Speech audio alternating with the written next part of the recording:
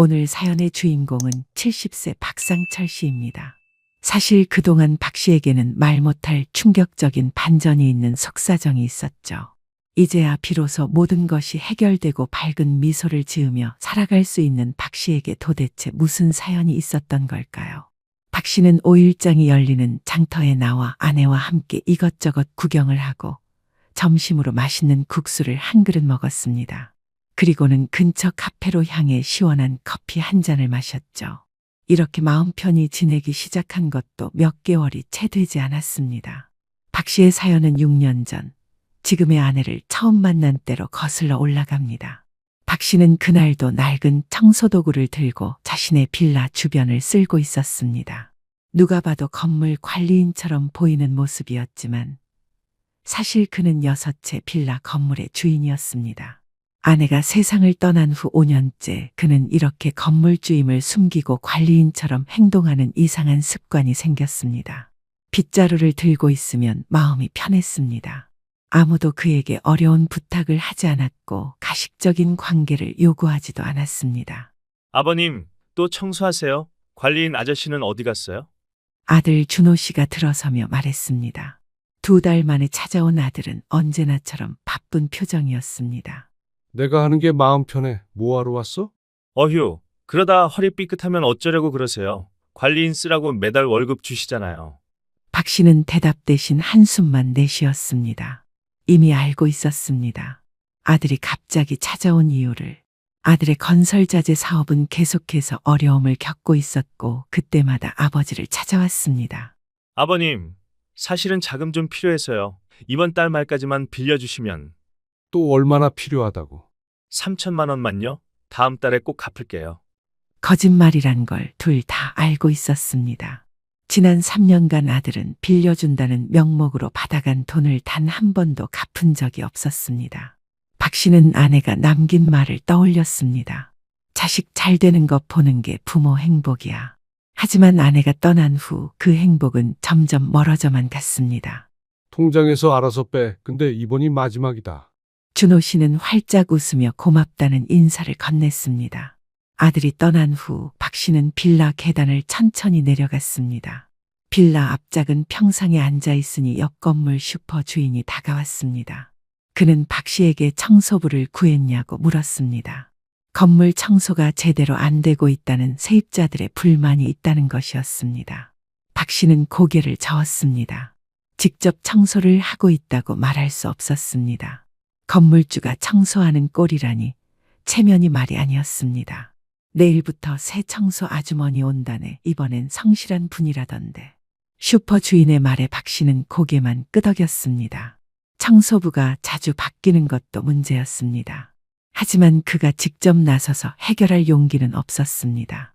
저녁이 되자 혼자 라면을 끓여 먹었습니다. TV에서는 노년의 건강을 위한 프로그램이 나오고 있었지만 그에 관심은 없었습니다. 텅 빈 집 벽에 걸린 아내의 사진만이 그를 바라보고 있었습니다. 이튿날 아침 박 씨는 평소보다 일찍 일어났습니다. 새로운 청소부가 온다는 이야기가 마음에 걸렸습니다. 빌라 앞에서 기다리고 있으니 8시가 조금 넘어 60대 초반으로 보이는 여성이 천천히 걸어오고 있었습니다. 검은색 운동복 차림의 머리는 단정하게 묶어 올린 모습이었습니다. 여기가 청소할 빌라인가요? 새로운 청소부의 이름은 최미자였습니다.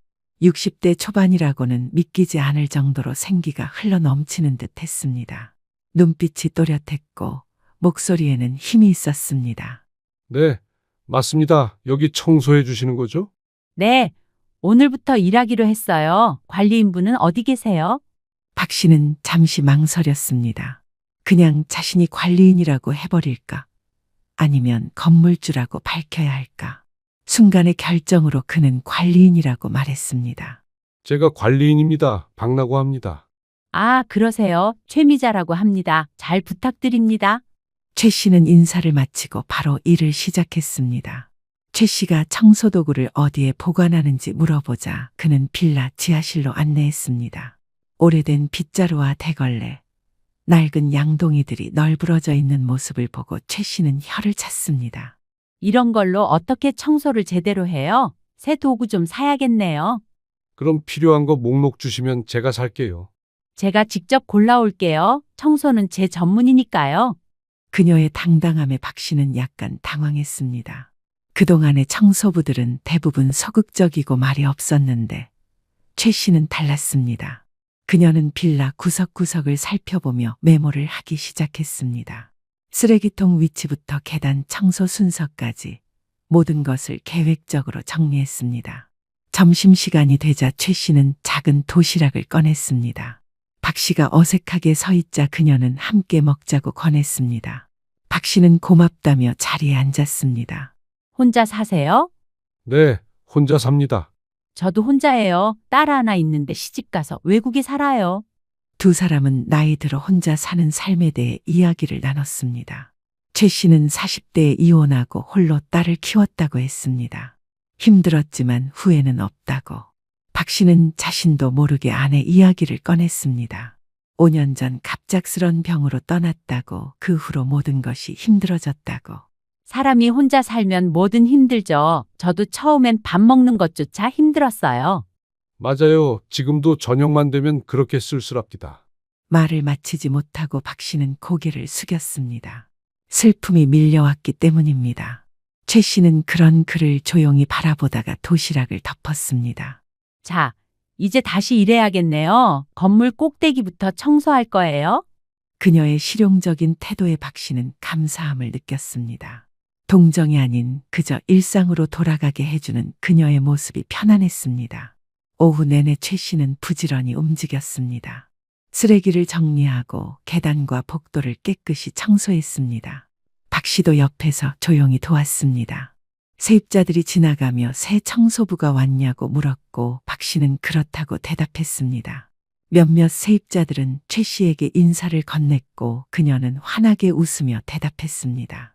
일주일이 지나자 빌라는 눈에 띄게 달라졌습니다. 쓰레기 더미가 사라지고 계단 난간은 반짝거렸으며 입구 화단에는 작은 꽃들이 심어져 있었습니다. 최 씨의 손길이 닿은 곳마다 생기가 돌았습니다. 세입자들도 달라진 환경에 만족해했습니다. 이번 청소 아주머니는 정말 일 잘하시네요. 계속 계셨으면 좋겠어요. 세입자의 말에 박 씨는 기분이 좋았습니다. 그도 모르게 최 씨의 출근 시간을 기다리게 되었고 그녀와 나누는 점심시간의 대화가 하루 중 가장 기다려지는 순간이 되었습니다. 어느 날 최 씨가 평소보다 조금 늦게 왔습니다. 걱정하던 박 씨는 그녀를 보자마자 안도했습니다. 오늘은 좀 늦으셨네요? 네, 병원에 들렀어요. 건강검진 받느라. 아프신 데 있으세요? 아니요, 그냥 정기검진이에요. 나이 들면 건강 챙겨야죠. 최 씨는 밝게 웃으며 일을 시작했습니다. 하지만 그날 오후 박 씨는 그녀가 계단을 오르내리며 가끔 숨을 고르는 모습을 발견했습니다. 걱정이 된 그는 도움을 제안했지만 최 씨는 괜찮다며 손사래를 쳤습니다. 그날 저녁 박 씨는 오랜만에 외식을 했습니다. 빌라 근처 작은 식당에서 김치찌개를 주문했습니다. 식사를 하던 중 우연히 최 씨가 같은 식당에 들어오는 것을 보았습니다. 그녀도 박 씨를 발견하고 놀란 표정을 지었습니다. 어머, 여기서 뵙네요. 저녁 드세요? 같이 드실래요? 최 씨는 잠시 망설이다 그의 테이블에 앉았습니다. 두 사람은 평소보다 더 많은 이야기를 나눴습니다. 젊은 시절 이야기, 좋아하는 음식, 취미까지. 박 씨는 오랜만에 누군가와 편안하게 대화하는 기분이 들었습니다. 식사를 마치고 계산대로 향하던 박 씨는 무심코 지갑에서 카드를 꺼냈습니다. 그리고 그 순간 최 씨의 표정이 변했습니다. 카드에 적힌 박상철이라는 글씨를 본 것입니다. 저 혹시 건물 주세요? 갑작스러운 질문에 박 씨는 얼굴이 붉어졌습니다. 숨겨왔던 사실이 이렇게 드러날 줄은 몰랐습니다. 네, 맞습니다. 그럼 관리인이 아니고요. 왜 거짓말을 하신 거죠? 박 씨는 말문이 막혔습니다. 최 씨의 눈에는 실망감이 역력했습니다. 그는 변명하려 했지만 적절한 말이 떠오르지 않았습니다. 저는 솔직한 게 좋아요. 거짓말은 질색이고요. 그녀는 자리에서 일어났습니다. 박 씨가 붙잡으려 했지만 최 씨는 단호하게 말했습니다. 내일부터 더 이상 청소 일 못할 것 같네요. 죄송합니다. 박 박 씨는 그녀가 식당을 나가는 모습을 멍하니 바라보았습니다. 무언가 중요한 것을 놓친 것 같은 기분이 들었습니다. 박 씨는 자신의 어리석음을 후회하며 텅 빈 식당에 홀로 남겨졌습니다. 이틀 동안 박 씨는 최 씨의 연락을 기다렸지만 아무런 소식이 없었습니다. 어떻게든 사과하고 싶었기에 박 씨는 최 씨에게 먼저 전화를 거는 마음에 가슴이 두근거렸습니다. 수화기 너머로 들리는 통화 연결음에 손바닥에 땀이 맺혔습니다. 여보세요? 저 박상철입니다. 무슨 일이세요? 그날 일 정말 죄송합니다. 제가 건물주라는 사실을 숨긴 건. 그만하세요. 이유가 뭐든 거짓말은 싫어요. 한 번만 만나서 설명할 기회를 주세요. 제발요. 전화 너머로 잠시 침묵이 흘렀습니다. 박 씨는 바짝 긴장한 채 그녀의 대답을 기다렸습니다. 내일 오전 10시 빌라 앞 공원의 벤치에서 잠깐만 뵙죠. 다음 날 박 씨는 평소보다 일찍 일어나 구석구석 면도를 하고 옷을 꼼꼼히 다렸습니다.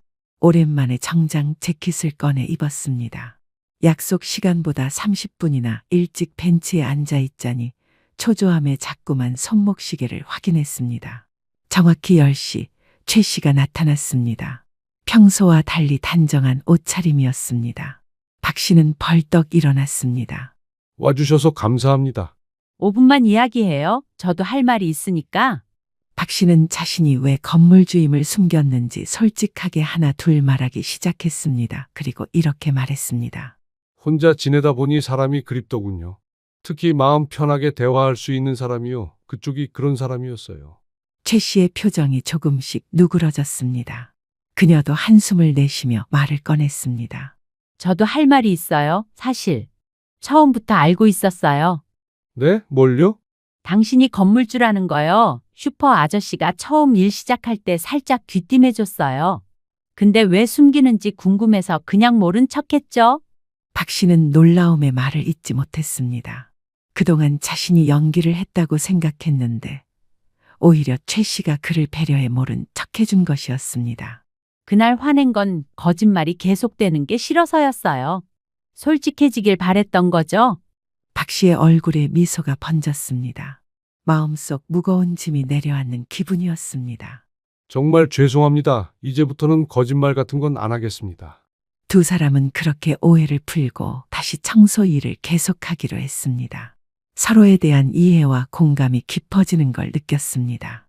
그날부터 두 사람은 매일 점심을 함께 먹었습니다. 대화는 자연스레 서로의 과거와 가족 이야기로 이어졌습니다. 딸이 해외에 있다고 했죠. 자주 연락해요. 한 달에 한 번 정도요. 바쁘다고 하니 자주 연락하기도 미안하고. 제 딸도 그래요. 아프다는 말도 못해요. 걱정할까봐.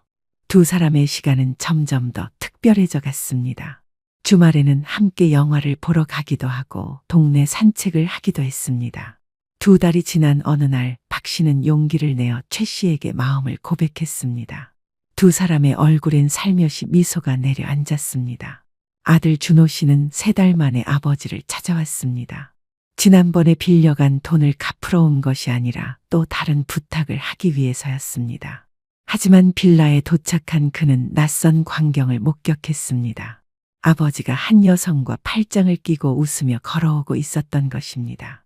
아버지? 준호야, 언제 왔니? 방금요. 누구세요?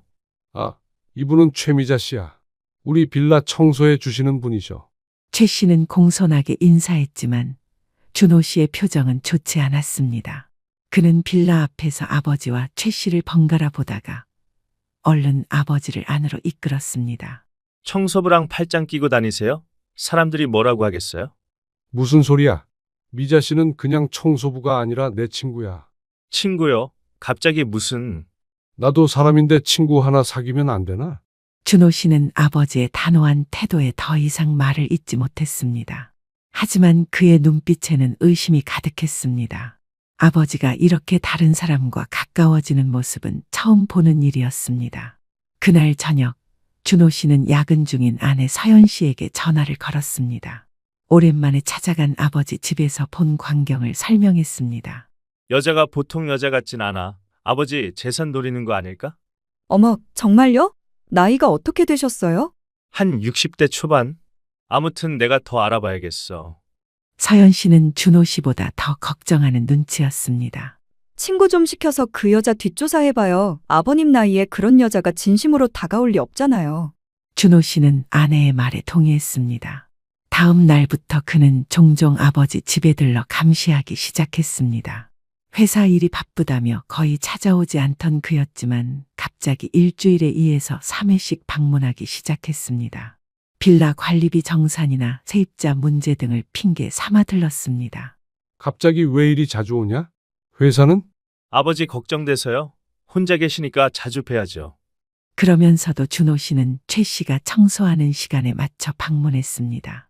무슨 대화를 나누는지, 어떤 관계인지 살피려는 의도였습니다.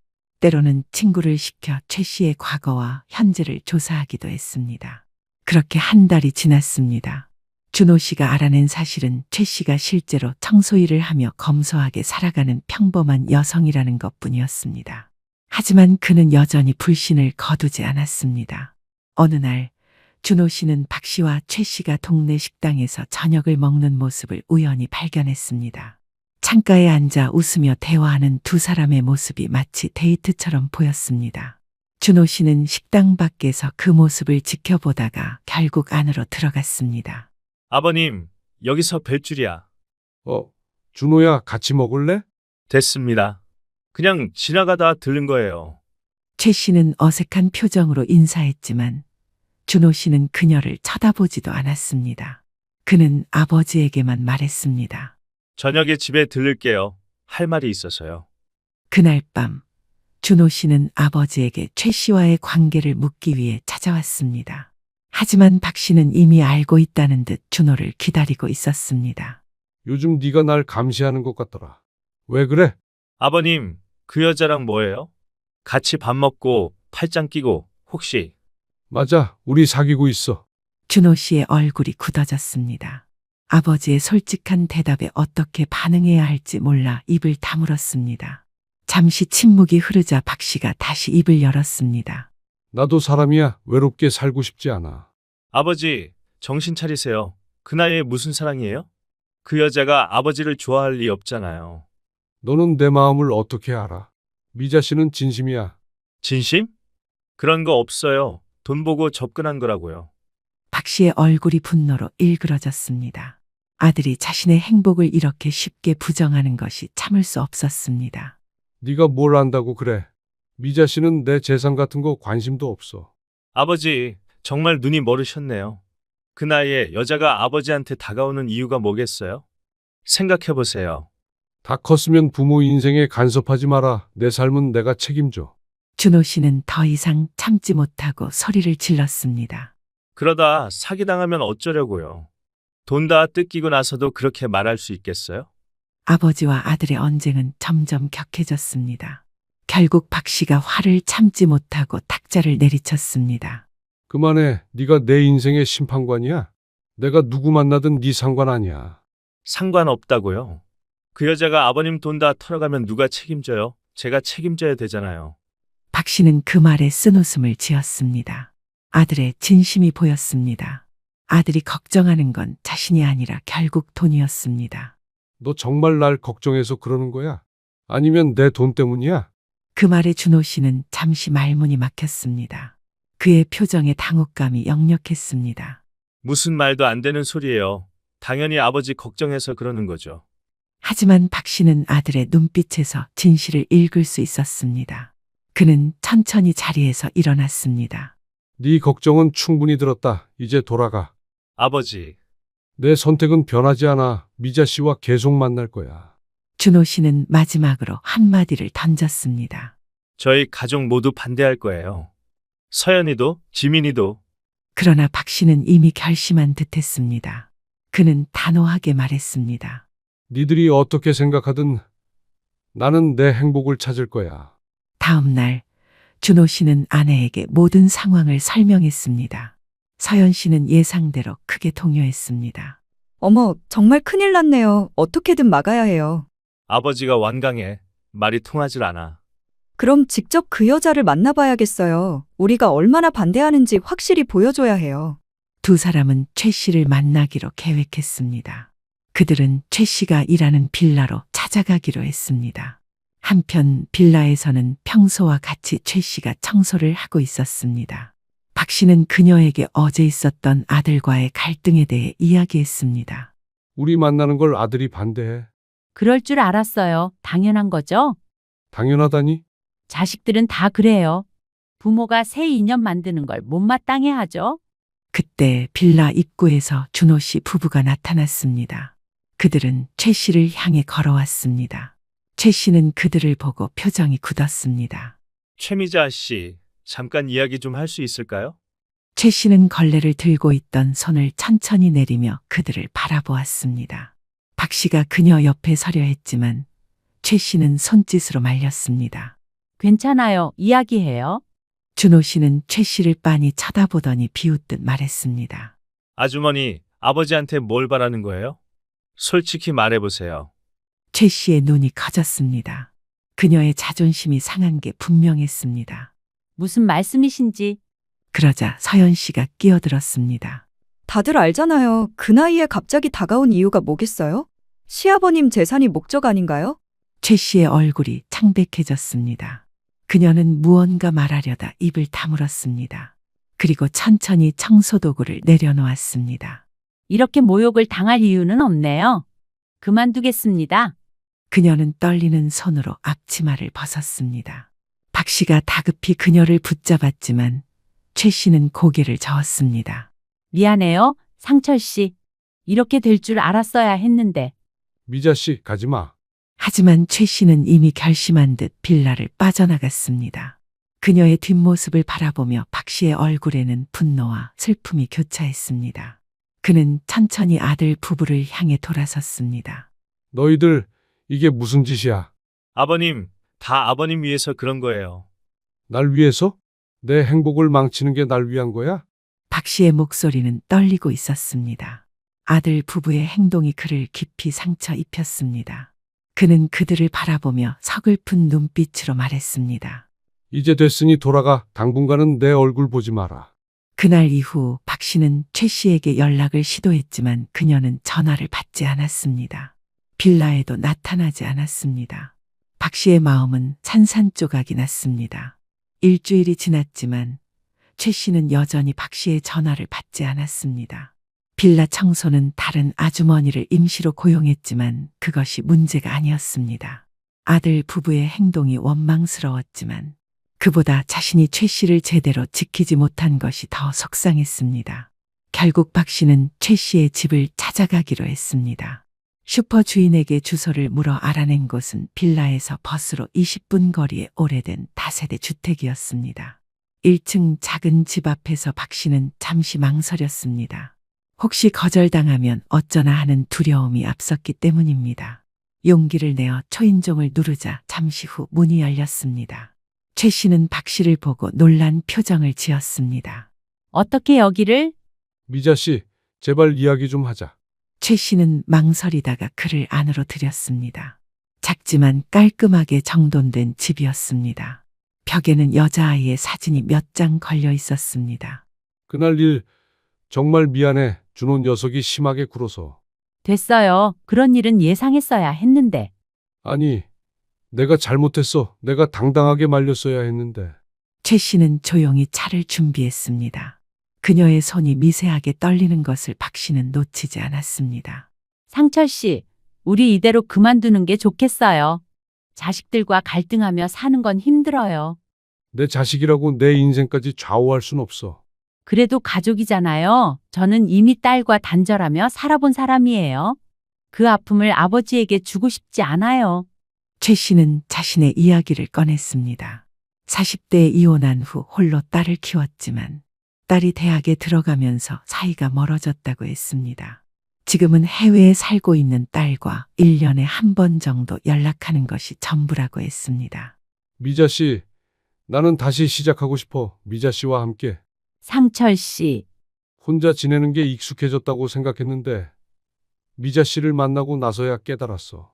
내가 얼마나 외로웠는지. 최 씨의 눈에 눈물이 고였습니다. 그녀도 같은 마음이었지만 현실적인 걱정이 앞섰습니다. 자식들이 반대하는데 어떻게? 시간이 해결해 줄 거야. 준호도 결국엔 내 행복을 이해할 거야. 박 씨는 최 씨의 손을 조심스럽게 잡았습니다. 그의 손은 따뜻했고 그 온기가 최 씨의 마음까지 녹여내는 것 같았습니다. 나와 결혼해 줘. 갑작스러운 청혼의 최 씨는 말을 잇지 못했습니다. 그저 박 씨의 진지한 눈빛을 바라볼 뿐이었습니다. 준호 씨는 아버지의 결혼 소식을 듣고 충격에 빠졌습니다. 아버지가 정말 미쳤나 봐. 그 나이에 결혼이라니. 이대로 두면 큰일 나요. 재산 다 뺏길 거예요. 준호 씨와 서연 씨는 급히 딸 지민이를 불렀습니다. 대학생인 지민 씨는 주말에 집에 와서 부모님의 심각한 표정을 보고 의아해했습니다. 무슨 일이에요? 갑자기 부르시고. 할아버지가 결혼하신대. 네, 할아버지요? 누구랑요? 청소하는 아줌마래. 할아버지 건물 청소하는 여자. 지민 씨의 표정이 의외로 밝아졌습니다. 그녀는 할아버지의 외로움을 자주 걱정했기 때문입니다. 진짜요? 할아버지가 좋아하시나 봐요. 뭐? 넌 이게 좋다고 생각해? 왜요? 할아버지도 행복하실 권리 있잖아요. 서연 씨는 딸의 반응에 당황했습니다. 그녀는 딸을 자기 편으로 만들려고 다른 접근법을 시도했습니다. 지민아, 그 여자가 할아버지 돈 때문에 접근한 거야. 너 대학 등록금도 할아버지가 내주시는데 그런 것도 다 못 받게 될지 몰라. 엄마, 왜 그런 말씀을 하세요? 할아버지 행복이 더 중요하지 않아요?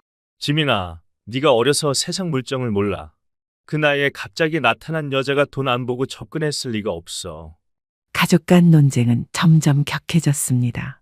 결국 지민 씨는 화를 내며 자기 방으로 들어가 버렸습니다. 준호 씨 부부는 다른 방법을 찾아야 했습니다. 이틀 후 박 씨는 가족들과의 만남을 요청했습니다. 그는 자신의 결정을 정식으로 알리고 싶었습니다. 준호 씨 부부와 손녀 지민 씨가 모인 자리에서 박 씨는 최 씨와 함께 나타났습니다. 얘들아, 이분이 최미자 씨야. 앞으로 함께 살 사람이야. 최 씨는 예의 바르게 인사했지만 준호 씨 부부의 표정은 차가웠습니다. 손녀 지민 씨만이 반갑게 인사를 건넸습니다. 할아버지가 항상 혼자라서 걱정했는데 이제 외롭지 않으시겠네요.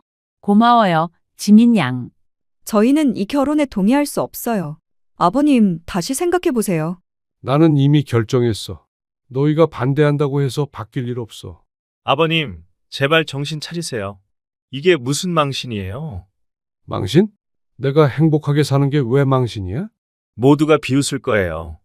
저 할아버지 청소부한테 홀딱 빠져서 이런 소리 듣고 싶으세요? 최 씨는 불편한 표정으로 자리에서 일어났습니다. 그녀는 이런 모욕적인 대화를 더 이상 듣고 싶지 않았습니다. 저는 잠시 밖에 나가 있을게요. 박 씨도 함께 일어섰습니다. 그만하자. 이런 자리를 마련한 게 후회되는구나. 그때 서연 씨가 마지막 카드를 꺼냈습니다. 좋아요. 결혼하시겠다면 하세요. 하지만 그 전에 재산 포기각서는 써주셔야겠네요. 서연 씨의 말에 방안이 얼어붙었습니다. 박 씨는 며느리를 믿을 수 없다는 눈으로 바라보았습니다. 뭐라고? 청소부 아줌마랑 결혼하겠다면 최소한 재산은 보호해야죠.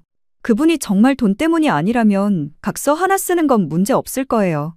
박 씨의 얼굴이 분노로 붉어졌습니다. 아들도 며느리도 자신의 행복보다 돈을 더 걱정하는 모습이 서글펐습니다. 너희들 정말 내가 누군지도 모르는구나. 그는 천천히 거실에 있는 금고로 걸어갔습니다. 모두가 무슨 일인지 의아한 표정으로 지켜보는 가운데 박 씨는 금고에서 서류 뭉치를 꺼냈습니다. 이게 뭔지 알아? 내 유언장이야. 얼마 전에 변호사와 함께 정리했어. 유언장이요? 그래. 내 모든 재산은 장학재단에 기부하기로 했어. 빌라 한 채만 너희가 살던 집으로 남겨두는 걸로. 준호 씨 부부의 얼굴이 창백해졌습니다. 그들은 아버지가 이런 결정을 내릴 줄은 예상하지 못했습니다. 아버님, 그게 무슨... 걱정 마. 미자 씨에게도 한 푼도 안 줄 거야. 그래도 난 미자 씨와 결혼할 거야. 아버님, 내 인생에 대한 결정권은 나한테 있어. 돈 때문에 그렇게 괴로워한다면 차라리 다 정리하는 게 낫겠더라. 방 안에 무거운 침묵이 흘렀습니다. 그때 지민 씨가 자리에서 일어나 할아버지 옆으로 갔습니다. 할아버지, 저는 할아버지 편이에요. 행복하셨으면 좋겠어요.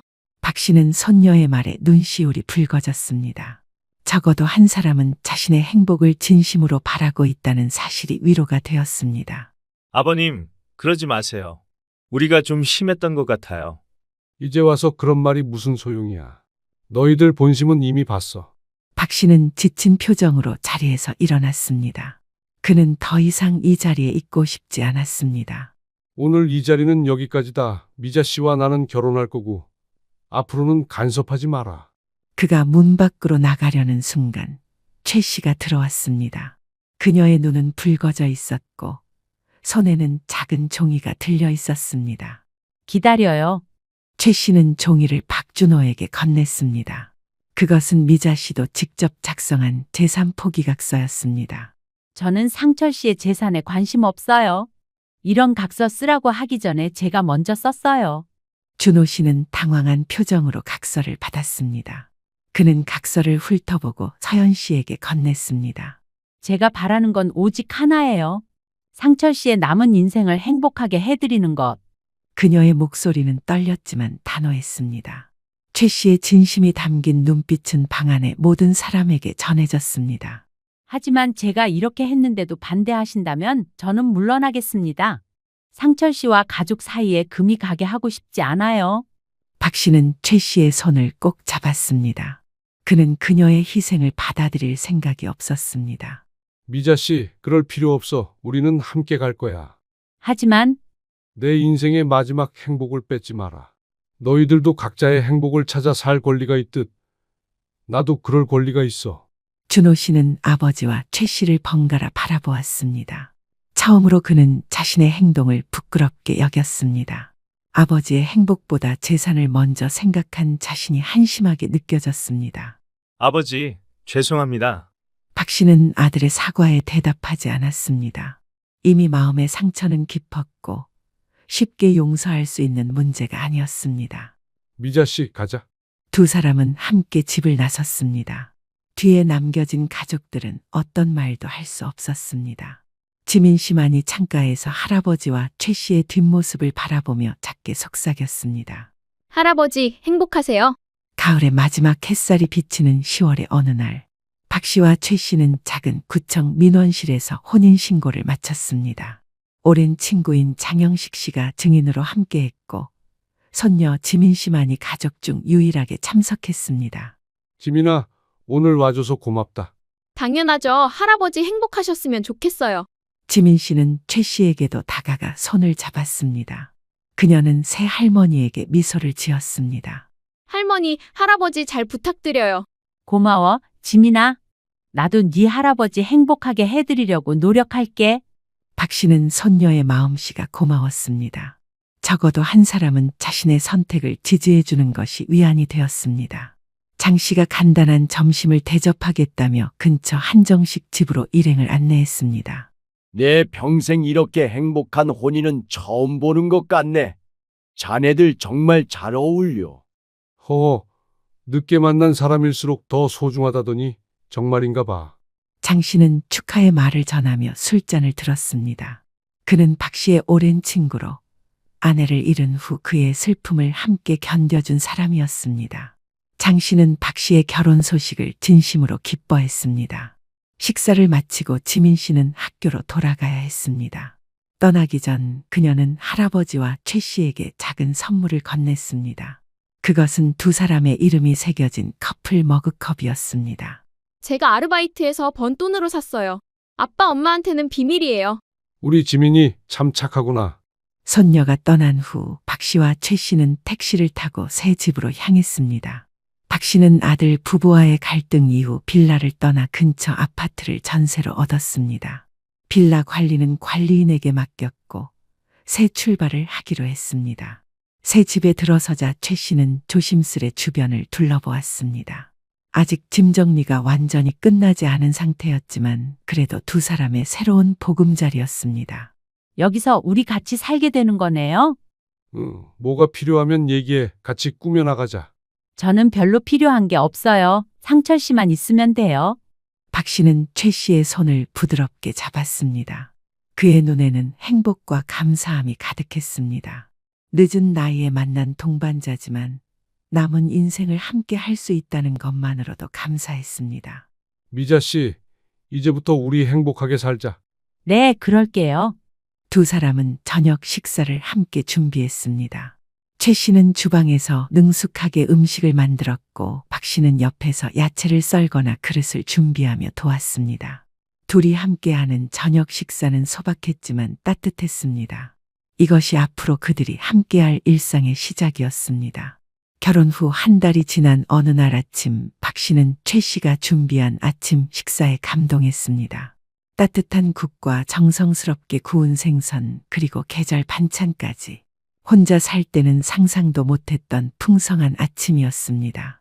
매일 이렇게 차려놓으면 어떡해. 나 살찌겠다.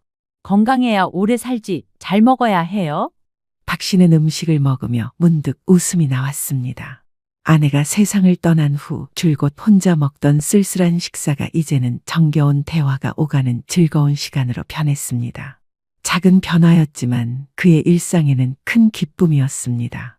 미자 씨, 내일은 지민이 생일이야. 작은 선물이라도 준비해야 할 것 같아. 그럼 케이크 만들어 볼까요? 지민이 좋아하는 게 뭐예요? 딸기 좋아해. 그런데 집에서 만들 수 있어. 물론이죠. 예전에 작은 제과점에서 일한 적 있어요. 최 씨는 특별한 기술이 많았습니다. 요리뿐만 아니라 재봉, 원예 등 다양한 일을 해왔던 경험이 그녀를 다재다능하게 만들었습니다. 박 씨는 매일 새롭게 발견하는 아내의 모습에 감탄했습니다. 저녁에는 함께 TV를 보거나 책을 읽는 시간을 가졌습니다. 한 번은 최 씨가 집에 있던 오래된 다이어리를 정리하다가 박 씨의 젊은 시절 사진을 발견했습니다. 와, 젊었을 때 정말 멋있으셨네요. 그땐 그랬지. 지금도 멋있어요. 박 씨는 아내의 말에 부끄러워하며 웃었습니다. 그런 대화 속에서 그들은 서로에 대해 더 많이 알아갔습니다. 과거의 아픔, 자식들과의 관계, 꿈꿔왔던 것들, 늦은 나이에 시작된 사랑이었지만 그들은 서로에게 젊은 연인처럼 솔직했습니다. 어느 주말 박 씨는 최미자를 위해 작은 깜짝 이벤트를 준비했습니다. 그는 베란다에 작은 화분들을 들여놓고 미니 정원을 만들었습니다. 최 씨가 원예를 좋아한다는 것을 알았기 때문입니다. 이게 다 뭐예요? 미자 씨가 꽃 좋아한다고 해서 같이 가꾸면 좋을 것 같아서. 최 씨는 감동의 눈물을 글썽였습니다. 작은 배려에도 마음이 따뜻해지는 순간이었습니다. 그렇게 두 달이 지났습니다. 박 씨와 최 씨의 삶은 평화롭고 행복했습니다. 하지만 그들의 행복한 일상의 그림자가 드리우기 시작했습니다. 토요일 오후, 집 초인종 소리에 박 씨가 문을 열었습니다. 예상치 못한 방문객은 아들 내외였습니다. 결혼 후 처음 찾아온 그들의 방문에 박 씨는 당황했습니다. 준호야, 웬일이니? 아버지, 오랜만이에요. 들어가도 될까요? 박 씨는 미간을 찌푸리며 망설였지만 결국 문을 활짝 열어 그들을 들였습니다. 최 씨는 급히 거실을 정리하고 차를 준비했습니다. 어색한 침묵 속에서 네 사람은 자리에 앉았습니다. 아버지, 저희가 많이 생각해 봤어요. 아버님 선택을 존중하기로 했습니다. 네, 아버님, 저희가 너무 심했던 것 같아요. 죄송합니다. 갑작스러운 사과에 박 씨는 의심스러운 눈빛을 감추지 못했습니다.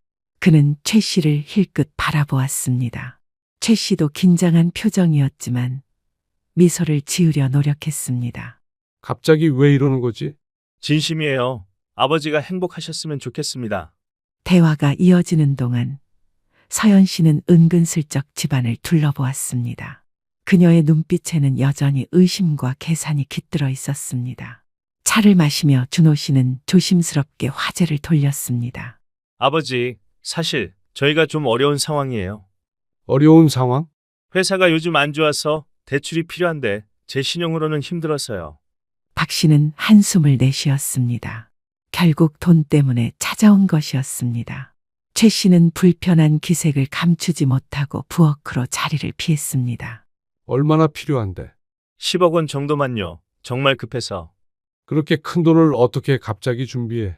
갑자기 며느리가 끼어들었습니다. 그녀는 달콤한 목소리로 말했지만 그 속에는 계산된 의도가 숨어 있었습니다. 아버님, 빌라 담보대출로 하시면 어떨까요? 이자는 저희가 다 낼게요. 그 빌라는 건드리지 마. 그건 내 노후 자금이야.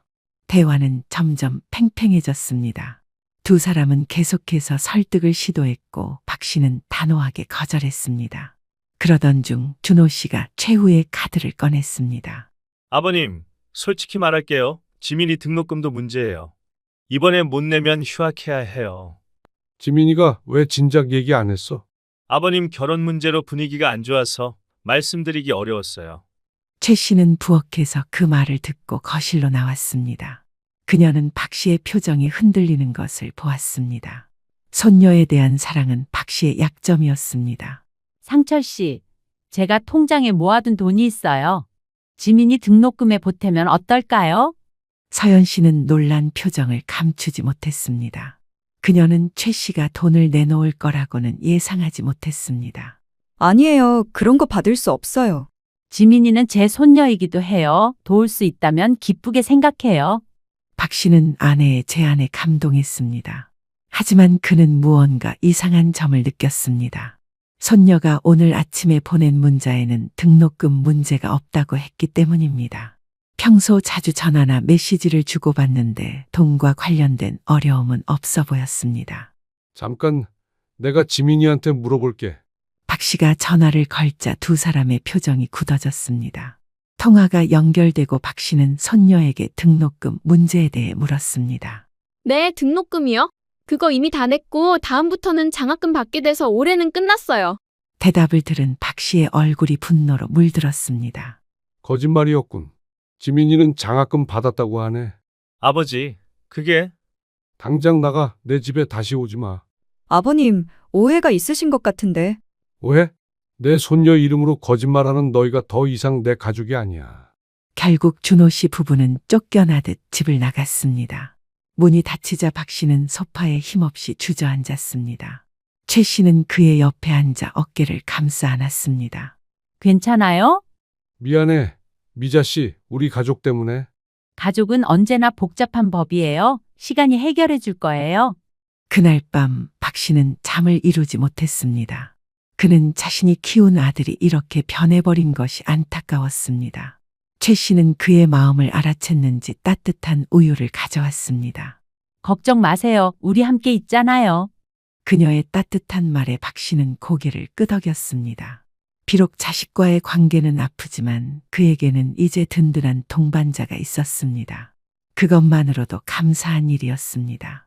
결혼 6개월이 지난 어느 봄날, 박 씨는 빌라 관리인으로부터 급한 전화를 받았습니다. 세입자 중 한 명이 갑자기 이사를 나가면서 문제가 생겼다는 것이었습니다. 박 씨는 아내 최 씨에게 상황을 설명하고 빌라로 향했습니다. 빌라에 도착한 박 씨는 뜻밖의 광경을 목격했습니다. 3층 세입자가 짐을 모두 빼고 사라진 상태였고 집안은 쓰레기와 파손된 가구들로 엉망이었습니다. 관리인은 세입자가 보증금을 돌려받은 후 연락이 두절되었다고 설명했습니다. 보증금은 누가 돌려줬어? 관리인은 망설이다가 준호 씨의 지시로 보증금을 돌려줬다고 말했습니다. 박 씨는 의아했습니다. 빌라 관리는 아들에게 맡긴 적이 없었기 때문입니다. 집으로 돌아온 박 씨는 아들에게 전화를 걸었지만 아들은 받지 않았습니다. 불안한 마음에 그는 세입자들에게 연락을 취했습니다. 혹시 준호 씨가 자신이 건물주라며 보증금에 관련된 이야기를 하지 않았느냐고 말입니다. 그리고 몇 번의 연락을 시도한 끝에 집을 나간 세입자와도 통화가 되었습니다. 당당하게 등기부 등본과 여러 가지 서류들을 들고 와서는 자신이 건물주라고 설명을 했다는 소리를 들었습니다. 등기부 등본에는 박 씨 자신의 이름이 아닌 박준호라는 이름이 써져 있었다고 말이죠. 말도 안 돼. 내가 언제 빌라를 넘겼어? 최 씨는 남편의 충격을 이해했습니다. 그녀는 차분하게 물었습니다. 혹시 서류에 사인한 적 있어요? 박 씨는 기억을 더듬었습니다. 아무리 생각해도 함부로 사인을 하거나 빌라와 관련된 서류를 만진 적이 없었기 때문입니다. 그 녀석이 날 사칭하고 다닌 게 분명해. 뒤에서 무슨 짓을 하고 다니는 거야, 도대체? 신고해야 해요. 이건 사기잖아요. 박 씨는 망설였습니다. 아무리 그래도 자신의 아들을 경찰에 신고하는 것은 쉬운 결정이 아니었습니다. 그는 먼저 아들을 직접 만나보기로 했습니다. 다음 날 박 씨는 아들의 회사를 찾아갔습니다. 비서는 준호 씨가 출장 중이라며 만남을 거절했습니다. 하지만 박 씨가 완강하게 기다리자 결국 비서는 준호 씨에게 연락했고 얼마 후 박 씨 앞에 나타났습니다. 빌라 얘기 좀 하자. 아버지, 갑자기 무슨... 네가 내 빌라를 가로챈 거 다 알아버렸거든. 시침이 뗄 생각은 하지 말아라. 그 순간 준호 씨의 얼굴이 창백해졌습니다. 그는 주변을 둘러보며 박 씨를 회의실로 안내했습니다. 문을 닫자마자 그의 태도가 돌변했습니다. 이제 와서 어쩌겠어요? 이미 법적으로 제 앞으로 되어 있는데 네가 술을 쓴 거겠지. 내가 너한테 집을 넘겨준 적도 없는데 등기부 등본은 어떻게 네 앞으로 바뀌어 있는 거고. 거짓말 할 생각은 말아라. 도대체 무슨 짓을 하고 다니는 거야?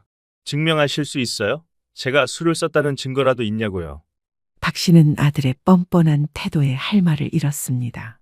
아들은 이미 모든 것을 계획하고 있었던 것이었습니다. 박 씨의 가슴은 배신감으로 무너져 내렸습니다. 박 씨는 고민 끝에 사기 혐의로 경찰에 신고했습니다. 아들과의 관계가 돌이킬 수 없게 될 것을 알았지만 더 이상 선택의 여지가 없었습니다. 경찰 조사가 시작되자 준호 씨는 변호사를 선임했고 사건은 복잡해졌습니다. 조사 과정에서 더 충격적인 사실이 드러났습니다. 준호 씨 부부가 빌라뿐만 아니라 박 씨 명의의 다른 재산들도 빼돌리려는 계획을 세우고 있었다는 것이었습니다. 이는 박 씨가 최 씨와 결혼하기로 결정한 직후부터 시작된 계획이었습니다. 경찰은 준호 씨의 컴퓨터에서 발견된 이메일과 메시지를 증거로 제시했습니다. 그 중에는 며느리가 변호사와 주고받은 내용도 있었습니다. 그들은 박 씨가 치매나 정신적 문제가 있다고 주장하여 재산 관리권을 빼앗으려는 계획까지 세우고 있었습니다. 어떻게 내 자식이 이럴 수가 있지? 너무 마음 아파하지 마세요. 이제라도 알게 되어서 다행이에요. 경찰 조사가 진행되는 동안 손녀 지민 씨가 찾아왔습니다. 그녀는 부모님의 행동에 대해 사과했습니다. 할아버지, 정말 죄송해요. 저도 최근에야 알게 됐어요. 지민아, 네 잘못 아니야? 부모님이 왜 이러시는지 저도 이해할 수 없어요. 할아버지 재산이 탐났던 걸까요? 박 씨는 손녀를 바라보며 슬픈 미소를 지었습니다. 그는 손녀에게 원망의 감정이 없었습니다. 오히려 그녀가 이런 상황에서도 자신을 찾아온 것이 고마웠습니다. 사실 부모님이 제게도 비밀로 했어요. 할머니가 할아버지 재산을 노린다고 계속 말씀하셨거든요. 뭐라고? 손녀 지민 씨는 준호 씨 부부가 최 씨에 대해 조사한 내용을 보여주었습니다. 그들은 사설 탐정까지 고용해 최 씨의 과거를 파헤쳤고 그녀가 박 씨의 재산을 노리고 접근했다는 거짓 증거를 만들어내려 했다는 것이었습니다. 할머니가 무슨 재산을 노리겠어요? 오히려 할아버지가 행복해 보여서 저는 좋았는데. 그날 저녁 박 씨와 최 씨는 깊은 대화를 나눴습니다. 박 씨는 자신의 재산이 사라진 것보다 아들의 배신이 더 아팠습니다. 최 씨는 남편을 위로하며 함께 이겨내자고 말했습니다. 우리에게는 아직 서로가 있잖아요. 재산은 다시 모을 수 있어요. 미자 씨, 정말 미안해. 내가 이런 상황을 만들어서. 당신 잘못 아니에요. 우리 함께 이겨내요. 그들의 대화 중에 변호사에게서 전화가 왔습니다. 사건이 예상보다 복잡해져 재판까지 가게 될 것 같다는 내용이었습니다. 박 씨는 한숨을 내쉬었습니다. 자식과의 법정 싸움은 상상하기도 괴로웠습니다. 다음 날 박 씨는 오랜 친구 장 씨를 만났습니다. 그는 모든 상황을 설명하고 조언을 구했습니다. 정말 어려운 상황이구나. 하지만 자네가 알아야 할 것이 있어. 장 씨는 의미심장한 표정으로 서류 한 장을 건넸습니다. 그것은 박 씨가 몰랐던 또 다른 진실을 담고 있었습니다. 박 씨의 빌라가 아직도 그의 명의로 되어 있다는 등기부등본이었습니다. 박 씨는 혼란스러워했습니다. 어떻게 된 거지? 분명 등기부 등본에 준호 명의로 되어 있었는데. 자네 아들이 보여준 서류는 가짜였어. 실제로 소유권 이전은 이루어지지 않았어. 문서도 아주 감쪽같이 위조했더라. 나도 속을 뻔했어. 네가 확인한 등기부 등본은 가짜였던 거야. 이게 진짜야. 하도 이상해서 내가 직접 떼본 거야. 불행 중 다행이지. 알고 보니 준호 씨가 위조한 서류로 세입자들을 속이고 임대료를 가로채고 있었던 것이었습니다. 다행히도 실제 등기는 변경되지 않았습니다. 준호 씨는 등기 이전에 필요한 박 씨의 인감증명서와 주민등록증을 확보하지 못했기 때문이었습니다. 그럼 빌라는 아직 내 거라고? 그래, 그리고 더 중요한 것이 있어. 자네 아들이 아주 작정을 했더구만. 자네 변호사까지 어떻게 속였는지 모르겠지만 장 씨는 오랫동안 준호 씨의 사업 상황을 주시해왔다고 말했습니다. 그가 알아낸 사실은 준호 씨의 사업이 막대한 부채로 위기에 처해 있다는 것이었습니다. 그래서 준호 씨가 박 씨의 재산을 가로채 부채를 해결할 생각이었던 겁니다. 이 사실을 안 박 씨는 즉시 변호사에게 연락했습니다. 변호사는 현재 상황을 확인한 후 법적 대응 방안을 알려주었습니다. 박 씨는 빌라 관리를 즉시 장 씨에게 잠시 맡기고 세입자들에게 실제 소유주가 자신임을 다시 한번 알렸습니다. 이틀 후 준호 씨가 갑자기 박 씨의 집을 찾아왔습니다. 그는 평소와 달리 초조한 모습이었습니다. 아버지, 우리 사이에 오해가 있었던 것 같아요. 오해? 네가 내 빌라 임대료를 가로채고 있었던 게 오해야? 준호 씨는 당황했습니다. 그는 아버지가 이미 모든 것을 알고 있다는 사실을 깨달았습니다. 그게 제가 정말 어려운 상황이라서. 네 아내는 어디 있어? 서연이요? 왜요? 같이 와서 사과해야지. 너희 둘이 계획한 일이잖아. 준호 씨는 말을 더듬었습니다. 그는 서연 씨가 어제부터 연락이 안 된다고 말했습니다. 그리고 회사 자금 일부가 사라졌다는 것도 덧붙였습니다. 최 씨는 옆에서 상황을 지켜보다가 조용히 말했습니다. 아내분이 돈을 가지고 도망간 것 같네요. 준호 씨는 망연자실한 표정으로 소파에 주저앉았습니다. 모든 계획이 무너지고 아내마저 자신을 배신한 상황에서 그는 완전히 패배한 모습이었습니다. 준호야, 네가 왜 이렇게 됐는지 모르겠다. 난 항상 너에게 최선을 다했는데. 아버지, 정말 죄송합니다. 사업이 망하고 빚이 쌓이니까 미쳐버린 것 같아요. 박 씨는 아들을 바라보며 깊은 실망감을 느꼈습니다. 하지만 그럼에도 불구하고 그는 여전히 아버지였습니다. 난 너를 법적으로 고소할 거야. 하지만 재판 전에 모든 것을 솔직하게 말하고 빼돌린 돈을 돌려주면 가능한 선에서 도울 수는 있어. 준호 씨는 눈물을 흘리며 고개를 끄덕였습니다. 그는 모든 것을 자백하고 협조하기로 약속했습니다. 일주일 후 준호 씨는 경찰에 자진 출석하여 모든 사실을 털어놓았습니다. 며느리는 해외로 도주한 상태였고 경찰은 그녀에 대한 수배령을 내렸습니다. 박 씨는 아들의 사업빚 중 일부를 갚아주었습니다. 그리고 그 대가로 박 씨의 아들은 무엇이든 일을 해서 매달 200만 원씩 돈을 갚아나가야 했습니다. 집행유예를 선고받고 큰 법적 처벌은 면했지만 이제 자신이 자초한 일에 대해 책임을 지며 살아야 했습니다. 모든 일이 마무리되고 몇 개월의 시간이 더 흘렀습니다. 박 씨와 최 씨는 빌라를 정리하고 조용한 전원주택으로 이사했습니다. 그들은 더 작은 집이지만 텃밭을 가꾸며 평화로운 노후를 보내기로 했습니다. 손녀 지민 씨는 주말마다 할아버지 집을 찾아왔습니다. 그녀는 아버지와 함께 살지 않기로 결정했고 대학 기숙사에서 지내며 아르바이트로 생활비를 벌고 있었습니다. 할아버지, 할머니, 정말 행복해 보이세요. 그래, 이제야 진짜 행복을 찾은 것 같아. 지민아, 네가 자주 와줘서 더 행복한 거야. 어느 평화로운 저녁 박 씨와 최 씨는 마당에 앉아 석양을 바라보았습니다. 지난 1년 동안 그들은 많은 시련을 겪었지만 그 모든 것을 함께 이겨냈습니다. 미자 씨, 후회 없어? 무슨 후회요? 이렇게 행복한데? 우리 만나서 이런 고생까지 하게 될 줄 몰랐잖아. 최 씨는 남편의 손을 꼭 잡았습니다. 누나, 정말로 여기서 가게 하려고? 근데 여긴 어떻게 알아? 다른 할 줄 아는 게 없어서 뭐라도 해보려고 하는 거지. 여기는 네 매형이 죽기 전에 나한테 남겨주고 간 곳이야. 아무한테도 말하지 말라 그래서 미영이도 모르는 거고. 그럼 내가 도와줄게. 청소부터 시작해서 가게 준비까지. 혜수야, 너도 68세인데 힘든 일 하면 어떡해? 68세가 뭐?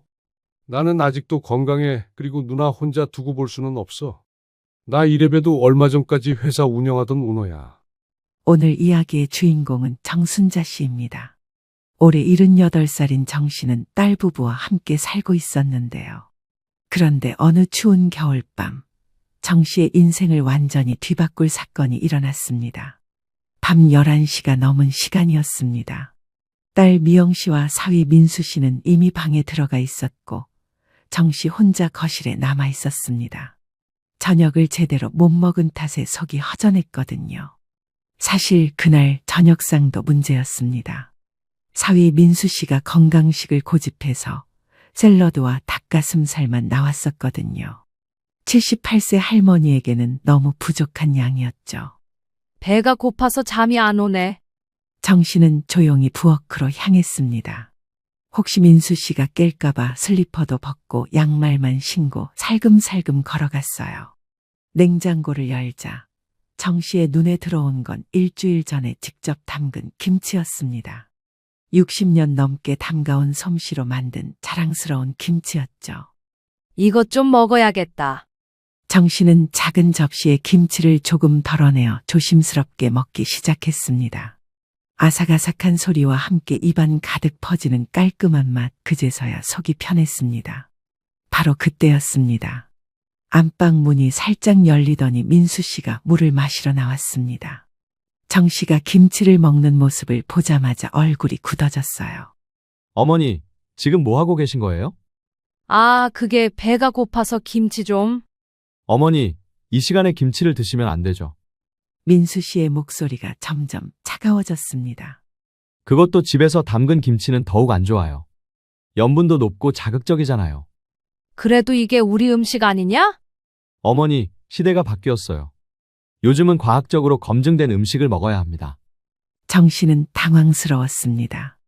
평생 먹어온 김치가 갑자기 문제가 있다는 소리를 들으니 말이에요. 그럼 내가 뭘 잘못했다는 거냐? 잘못했다는 게 아니라 건강을 생각해서 하는 말이에요. 그때 소음 때문에 잠에서 깬 딸 미영 씨가 나왔습니다.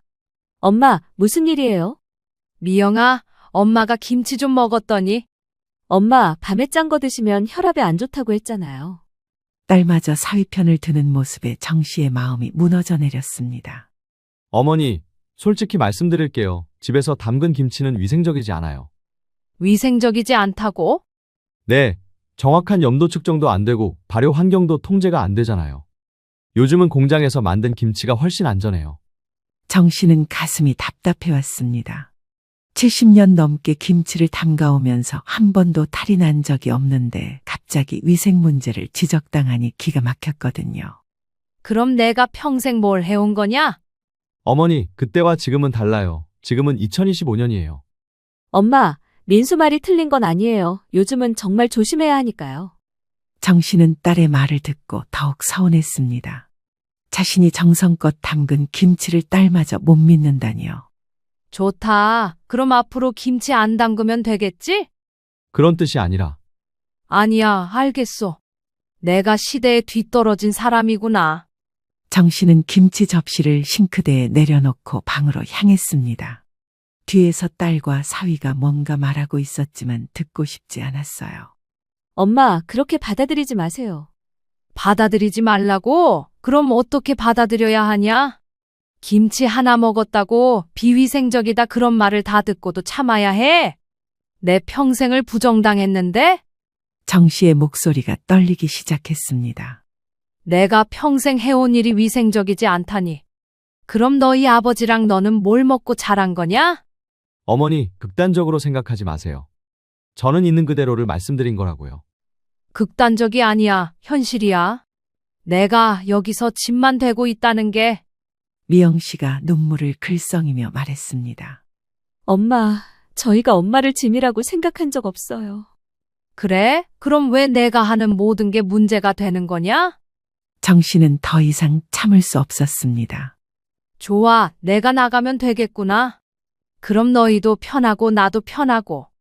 어머니, 갑자기 왜 그러세요? 갑자기가 아니야. 그동안 쌓인 게 있어. 정 씨는 방으로 들어가며 문을 닫았습니다. 밖에서는 딸과 사위가 작은 목소리로 뭔가 이야기하고 있었지만 정 씨는 더 이상 듣고 싶지 않았어요.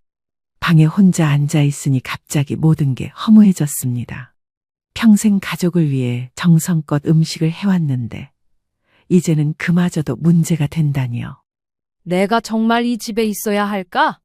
창밖으로는 찬바람이 불어오고 있었습니다. 정 씨의 마음도 그 바람처럼 차가워지고 있었어요. 그날 밤 정 씨는 한숨도 못 잤습니다. 78년 인생에서 가장 외롭고 서러운 밤이었거든요. 하지만 정 씨는 아직 몰랐습니다. 이 서러움이 곧 새로운 인생의 시작이 될 거라는 것을 말이에요. 사실 정 씨가 딸 부부와 함께 살게 된 것은 1년 전 봄의 일이었습니다. 그 전까지는 하늘나라로 간 남편과 30년 넘게 살던 낡은 연립주택에서 혼자 지내고 있었거든요. 남편 정태식 씨가 세상을 떠난 지 3년이 지났지만 정 씨는 여전히 그 집을 떠나고 싶지 않았습니다. 구석구석 남편과의 추억이 배어 있었거든요. 특히 부엌에서 김치를 담그며 남편이 여보, 이번 김치는 또 얼마나 맛있을까 하며 웃던 모습이 자꾸 떠올랐습니다. 하지만 혼자 사는 것이 점점 버거워지고 있었습니다. 계단 오르내리기도 힘들고 가끔 혈압약 먹는 것도 깜빡할 때가 있었거든요. 그런 어머니를 걱정한 딸 미영 씨가 어느 날 남편과 함께 찾아왔습니다. 엄마, 혼자 계시기 힘드시죠? 뭔 소리야? 엄마는 괜찮아. 엄마, 솔직하게 말씀하세요. 지난번에 계단에서 넘어지셨잖아요. 그건 그냥 실수였어. 미영 씨는 남편과 눈짓을 주고받더니 조심스럽게 말을 꺼냈습니다. 엄마, 저희랑 같이 사실래요? 정 씨는 깜짝 놀랐습니다. 요즘 젊은 부부들이 시어머니와 함께 사는 경우가 드물다는 걸 알고 있었거든요. 나야 좋겠지만 민수가 싫어하지 않을까? 나이도 어린데 그런 생각하는 거 쉽지 않다. 그때 민수 씨가 정중하게 말했습니다. 어머니, 저희가 모시고 살고 싶어요. 어머니 혼자 계시면 미영이가 너무 걱정해서요. 그리고 나이가 뭐가 중요해요. 저 젊게 봐주시는 거 정말 감사한데 제가 이 사람 사랑해서 한 결혼이고 그러니 저도 가족이잖아요. 가족이 함께 산다는데 뭐가 이상해요. 정 씨는 사위의 진심 어린 말에 마음이 움직였습니다. 어머니, 저희 집이 넓어서 어머니 방도 따로 마련해 드릴 수 있어요. 정말 괜찮겠니? 늙은이가 들어가면 불편할 텐데. 엄마, 가족인데 무슨 불편이 있어요?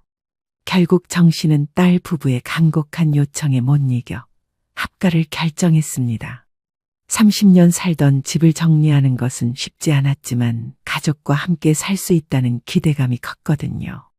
민수 씨 부부가 사는 곳은 신축 빌라 3층에 있는 넓은 집이었습니다. 깔끔한 화이트 톤 인테리어에 최신 가전제품들이 가득했습니다. 정 씨가 살던 낡은 연립주택과는 완전히 다른 세상이었죠. 엄마, 여기가 엄마 방이에요. 어때요? 새 침대와 옷장, 화장대까지 갖춘 깔끔한 방이었습니다. 고맙다, 미영아. 이렇게까지 준비해줘서. 하지만 적응은 쉽지 않았습니다. 가장 큰 문제는 부엌이었습니다. 정 씨는 평생 가스레인지를 써왔는데 여기는 인덕션만 있었거든요. 첫 번째 요리를 시도한 날이었습니다. 정 씨가 된장찌개를 끓이려고 하는데 인덕션 사용법을 몰라서 헤매고 있었어요. 이거 어떻게 켜지는 거야? 그때 민수 씨가 나타났습니다. 어머니, 인덕션은 이렇게 사용하는 거예요. 그런데 어머니, 된장찌개보다는 담백한 수프가 어떨까요? 요즘은 나트륨 섭취를 줄이는 게 건강에 좋다고 해서요.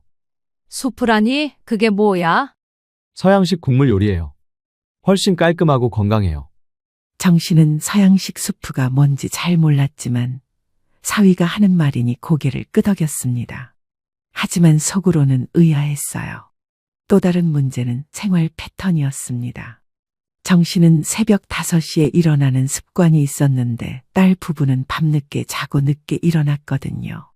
어느 날 새벽, 정 씨가 조용히 부엌에서 물을 마시고 있는데 민수 씨가 나왔습니다. 어머니, 너무 일찍 일어나시네요. 평생 습관이라서 어쩔 수 없어. 그러시겠지만 혹시 좀 더 조용히 해주실 수 있을까요? 저는 아침 9시에 출근해서요. 미안해. 앞으로 조심할게. 정 씨는 그날부터 새벽에 더욱 조심스럽게 움직였습니다. 하지만 70년 넘은 생활 습관을 바꾸는 것은 쉽지 않았어요. 가장 큰 갈등은 음식 문제였습니다. 민수 씨는 건강을 중시하는 사람이라 집에서 나트륨을 최대한 줄이려고 했거든요. 어느 날 저녁, 정 씨가 깻잎 장아찌를 만들어서 식탁에 올렸습니다. 엄마가 직접 담그신 깻잎 장아찌야. 민수 씨는 한 젓가락 먹고는 물을 마셨습니다. 맛있긴 한데 좀 짜네요. 그래, 평소보다 싱겁게 했는데. 어머니, 요즘은 WHO에서 권장하는 나트륨 섭취량이 있어요. 건강을 생각하면 더 줄이는 게 좋을 것 같은데요. 정 씨는 WHO가 뭔지 잘 몰랐지만 자신의 음식이 건강에 해롭다는 말을 들으니 서운했습니다. 그날 밤 딸과 대화를 나누었습니다. 미영아, 엄마가 음식을 잘못하고 있는 건가? 엄마, 그런 게 아니에요. 민수가 건강을 생각해서 그러는 거예요. 그래도 엄마는 평생 이 맛으로 음식을 해왔는데. 엄마, 시대가 바뀌잖아요. 이제는 과학적으로 검증된 방식이 중요해요. 딸의 말을 들으니 정 씨는 더욱 혼란스러웠습니다. 자신이 틀렸다는 건지 아니면 세상이 바뀐 건지 알 수가 없었거든요. 몇 달이 지나면서 정 씨는 점점 위축되어 갔습니다. 부엌에서 요리하는 것도 조심스럽고 평소 하던 대로 생활하는 것도 눈치가 보였어요. 가을이 되어 김장철이 왔습니다. 정 씨는 평생 김장을 해왔는데 올해도 준비를 하려고 했어요. 미영아, 김장 준비해야지. 엄마, 올해는 김장 안 하면 안 될까요? 요즘 좋은 김치 많이 팔잖아요. 사 먹는 김치가 어디 집 김치만 하겠니? 그때 민수 씨가 끼어들었습니다. 어머니, 공장에서 만든 김치가 위생적으로는 더 안전해요. 햇섭 인증도 받고요. 햇섭이 뭐야? 식품안전관리 시스템이에요. 집에서 담그는 김치는 그런 검증이 없잖아요. 정 씨는 점점 자신의 70년 경험이 무시당하는 기분이 들었습니다. 결국 그의 김장은 하지 못했습니다. 대신 마트에서 김치를 사왔는데 정 씨는 그 맛이 영 서운했어요. 하지만 겨울이 되어서는 참을 수 없었습니다. 정 씨는 몰래 작은 통에라도 김치를 담가서 먹기 시작했어요. 그리고 바로 그 김치가 어젯밤 큰 갈등의 원인이 된 것이었습니다. 어젯밤 김치 사건 이후 집안 분위기는 얼음장처럼 차가워졌습니다. 정 씨는 다음 날 아침 일찍 일어났지만 부엌에 나가기가 무서웠어요. 혹시 또 뭔가 잘못할까봐 걱정이 되었거든요. 아침 식사 시간이 되어서야 조심스럽게 부엌으로 나갔습니다. 평소라면 정 씨가 아침상을 차렸을 텐데 그날은 미영 씨가 서둘러 토스트만 준비하고 있었어요. 엄마, 식사하세요. 고맙다. 정 씨는 한마디만 하고 조용히 앉았습니다. 민수 씨는 신문을 보는 척하면서도 계속 눈치를 보고 있었어요. 식사 내내 아무도 말이 없었습니다. 저 회사 가겠습니다. 민수 씨가 어색하게 인사하고 나간 후에도 정 씨는 여전히 침묵을 지켰습니다. 엄마, 어젯밤 일로 화나신 거예요? 화난 게 아니야. 그냥 내가 잘못 생각했나 보다. 엄마, 그 일도 엄마 생각해서 한 말이에요. 알겠어. 앞으로 조심하마. 하지만 이틀이 지나도 상황은 나아지지 않았습니다. 정 씨는 부엌에 나오는 일도 줄였고 식사도 거의 먹지 않았어요. 셋째 날 저녁, 미영 씨가 어머니 방을 찾아갔습니다. 엄마, 며칠째 제대로 안 드시잖아요.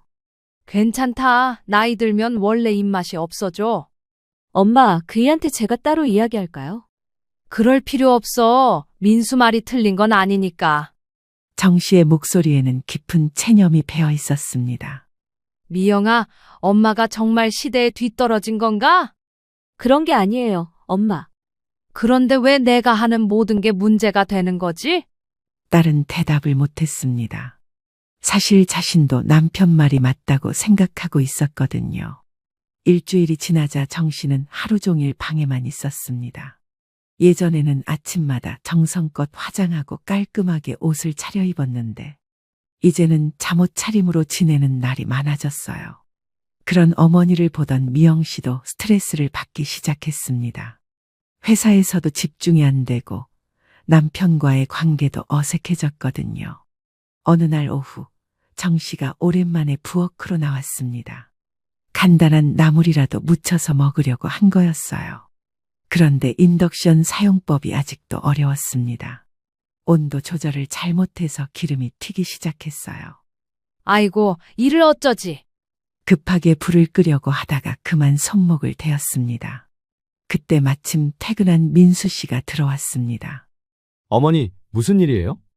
인덕션 사용법을 잘못 알아서. 민수 씨는 부엌을 보더니 한숨을 쉬었습니다. 기름이 사방에 튀어 있었고 타는 냄새까지 났거든요. 어머니, 괜찮으세요? 병원에 가봐야겠어요. 괜찮아, 괜찮아. 그냥 찬물에 담그면 돼. 어머니, 이렇게 위험한 일이 계속 생기면 어떡해요? 민수 씨의 목소리에는 걱정과 함께 짜증이 섞여 있었습니다. 혹시 큰 사고라도 나면 어떡하려고요? 미안해, 조심할게. 조심하는 문제가 아니라 어머니가 요리하시는 게 위험한 것 같아요. 저희 그냥 주문해서 먹던지 음식 해주시는 이모님 불러요. 그게 편하잖아요. 이러다 진짜 사고 날 것 같아요. 사고 나서 돈 드는 것보다 그게 더 나을 거예요. 그 말을 들은 정 씨는 마음이 무너져 내렸습니다. 평생 가족을 위해 음식을 해왔는데 이제는 그마저도 위험하다는 소리를 듣게 된 거예요. 민수야, 너무 심하게 말하는 거 아니야? 심한 게 아니라 현실이야. 어머니 연세를 생각해봐. 그럼 내가 앞으로 뭘 해야 하냐? 어머니, 푹 쉬세요. 요리는 미영이가 할 테니까. 결국 정 씨는 부엌에서도 물러나야 했습니다. 평생 자신의 영역이었던 부엌에서 쫓겨나는 기분이었어요. 그날 밤 정 씨는 창밖을 바라보며 생각에 잠겼습니다. 내가 정말 이 집에 필요한 사람일까? 며칠 후 또 다른 사건이 일어났습니다. 정 씨가 빨래를 하려고 세탁기를 돌렸는데 사용법을 잘못 알고 있어서 물이 넘쳤어요. 급히 수건으로 물을 닦고 있는데 민수 씨가 들어왔습니다. 어머니, 또 무슨 일이에요? 세탁기 사용법을 잘못 알아서. 그의 스트레스는 이미 한계에 다다르고 있었어요. 어머니, 정말 조심해 주세요. 이런 일이 반복되면 안 돼요. 정말 미안해. 빨래도 미영이가 하라고 할게. 그게 아니라 어머니가 혼자 계실 때 이런 일들이 생기는 게 걱정돼요.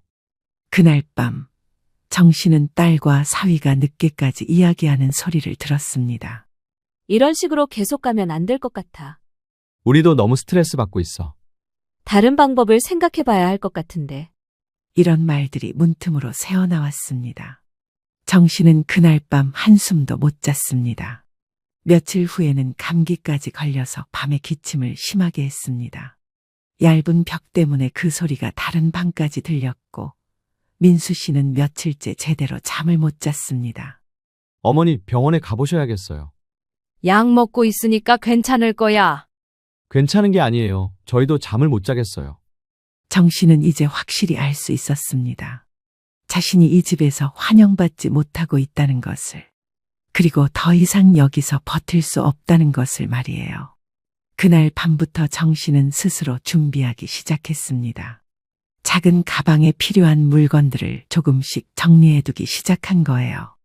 더 이상은 이 집에서 짐이 되어 살 수 없다는 생각이 들었거든요. 그렇게 한 달이 더 흘렀습니다. 정 씨는 말 그대로 유령처럼 조용히 지냈지만 집안 분위기는 더욱 악화되고 있었습니다. 민수 씨의 신경은 날로 예민해졌고 작은 일에도 과민하게 반응했어요. 특히 문제가 된 것은 냄새였습니다. 정 씨가 방에서 간단한 반찬이라도 먹으면 그 냄새가 집 전체로 퍼져나갔거든요. 어느 날 저녁 민수 씨가 퇴근해서 현관문을 열자마자 인상을 찌푸렸습니다. 미영아, 또 무슨 냄새야? 엄마가 멸치볶음 드시고 계셔. 집 전체가 기름 냄새잖아. 이렇게 되면 우리까지 냄새가 배 것 같은데.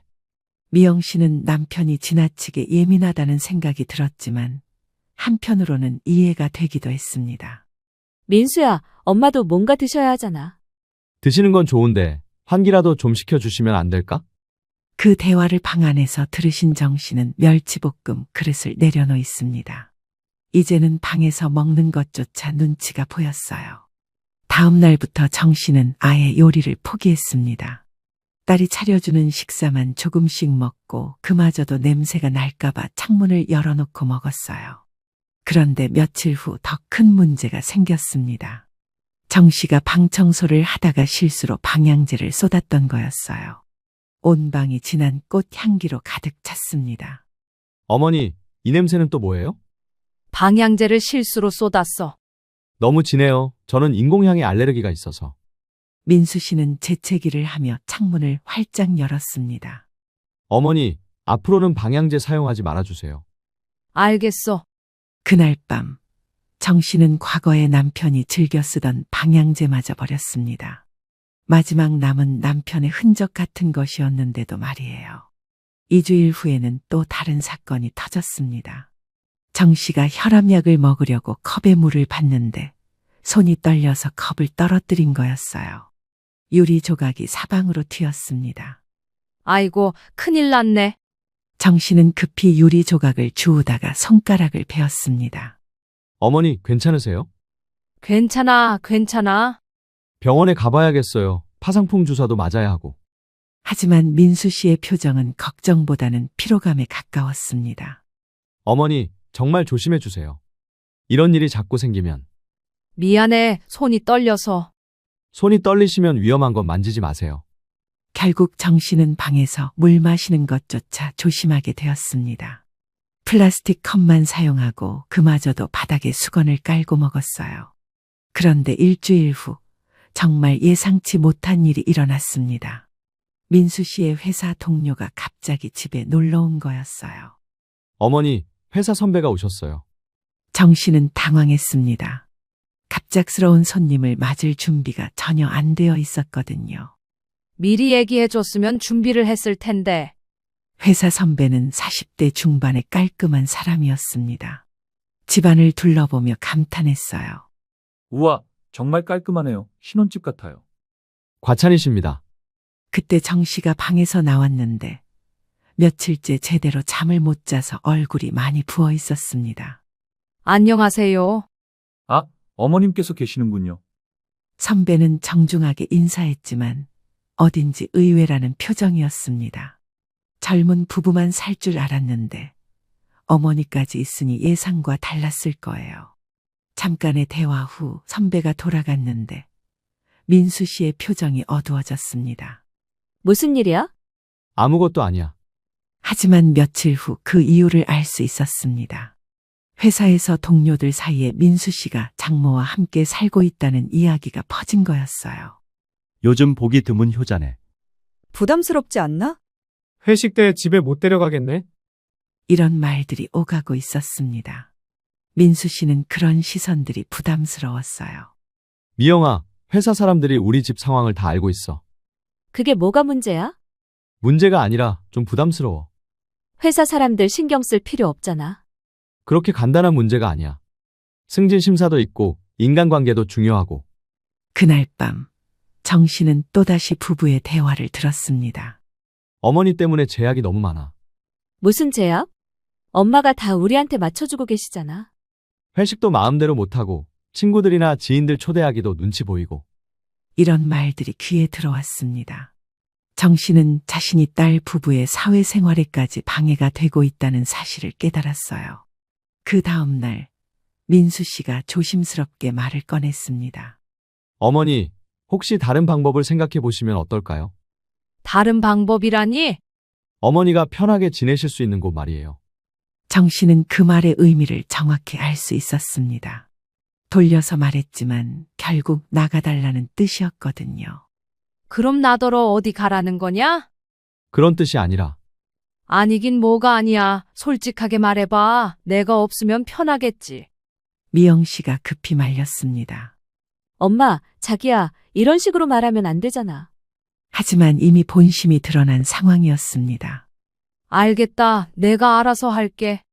그날 밤부터 정 씨는 본격적으로 준비를 시작했습니다. 작은 가방에 꼭 필요한 물건들만 챙기고 통장과 도장도 따로 정리해뒀어요. 더 이상은 이 집에서 눈치 보며 살 수 없다는 결심을 한 거였습니다. 78세의 나이에 다시 혼자 살아가야 한다는 두려움도 있었지만 지금보다는 나을 거라는 생각이 들었어요. 정 씨는 창밖을 바라보며 혼잣말을 했습니다. 그래, 이제 정말 나가야겠구나. 마침내 정 씨의 마음속에서 마지막 결심이 굳어지고 있었습니다. 운명의 그날은 민수 씨에게 매우 중요한 날이었습니다. 몇 달 동안 준비해온 팀장 승진 면접 결과가 발표되는 날이었거든요. 아침부터 민수 씨는 평소보다 더 신경이 날카로워 있었어요. 미영아, 오늘 결과 나오면 바로 연락할게. 좋은 결과 있을 거야. 그동안 얼마나 열심히 했는데. 승진되면 저녁에 좋은 곳에서 축하 식사하자. 민수 씨가 출근하고 미영 씨도 회사에 간 후 정 씨는 평소와 다름없이 혼자 집에 남아 있었습니다. 요즘에는 거의 방에서만 지냈거든요. 오후 2시쯤이었습니다. 정 씨가 혈압약을 먹으려고 일어나는데 갑자기 어지러움을 느꼈어요. 며칠째 제대로 식사를 못한 탓이었습니다. 어머, 어지러워. 정 씨는 벽을 짚고 부엌으로 향했습니다. 물이라도 한 잔 마시면 나아질 것 같았거든요. 그런데 일어서다가 균형을 잃고 휘청거렸어요. 손을 뻗어 무언가를 잡으려고 한 순간 식탁 위에 있던 민수 씨의 노트북이 바닥으로 떨어졌습니다. 큰 소리와 함께 노트북 모서리가 바닥에 부딪혔고 액정 화면에 거미줄 같은 금이 갔습니다. 아이고, 큰일 났네. 정 씨는 급히 노트북을 들어 올렸지만 이미 늦었습니다. 화면이 완전히 망가져 있었어요. 그 노트북에는 민수 씨가 몇 달간 준비한 승진 프레젠테이션이 들어 있었거든요. 정 씨는 어떻게 해야 할지 몰라서 한참을 그 자리에 서 있었습니다. 딸에게 전화를 할까 생각해 봤지만 회사에서 바쁠 텐데 괜히 걱정을 끼치고 싶지 않았어요. 오후 5시 민수 씨가 퇴근해서 집에 들어왔습니다. 표정이 어두운 것으로 보아 승진 결과가 좋지 않은 것 같았어요. 최악이야, 정말.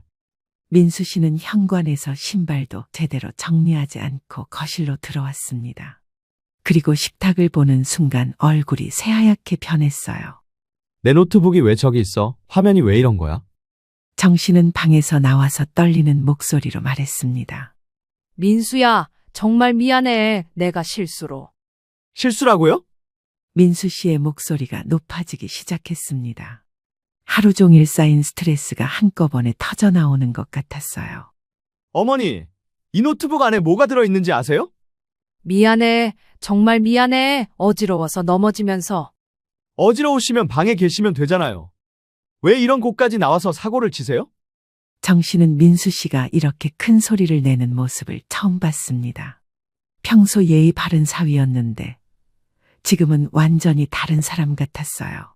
민수야, 내가 배상해 줄게. 배상이요? 이건 돈 문제가 아니에요. 민수 씨는 망가진 노트북을 들고 흔들었습니다.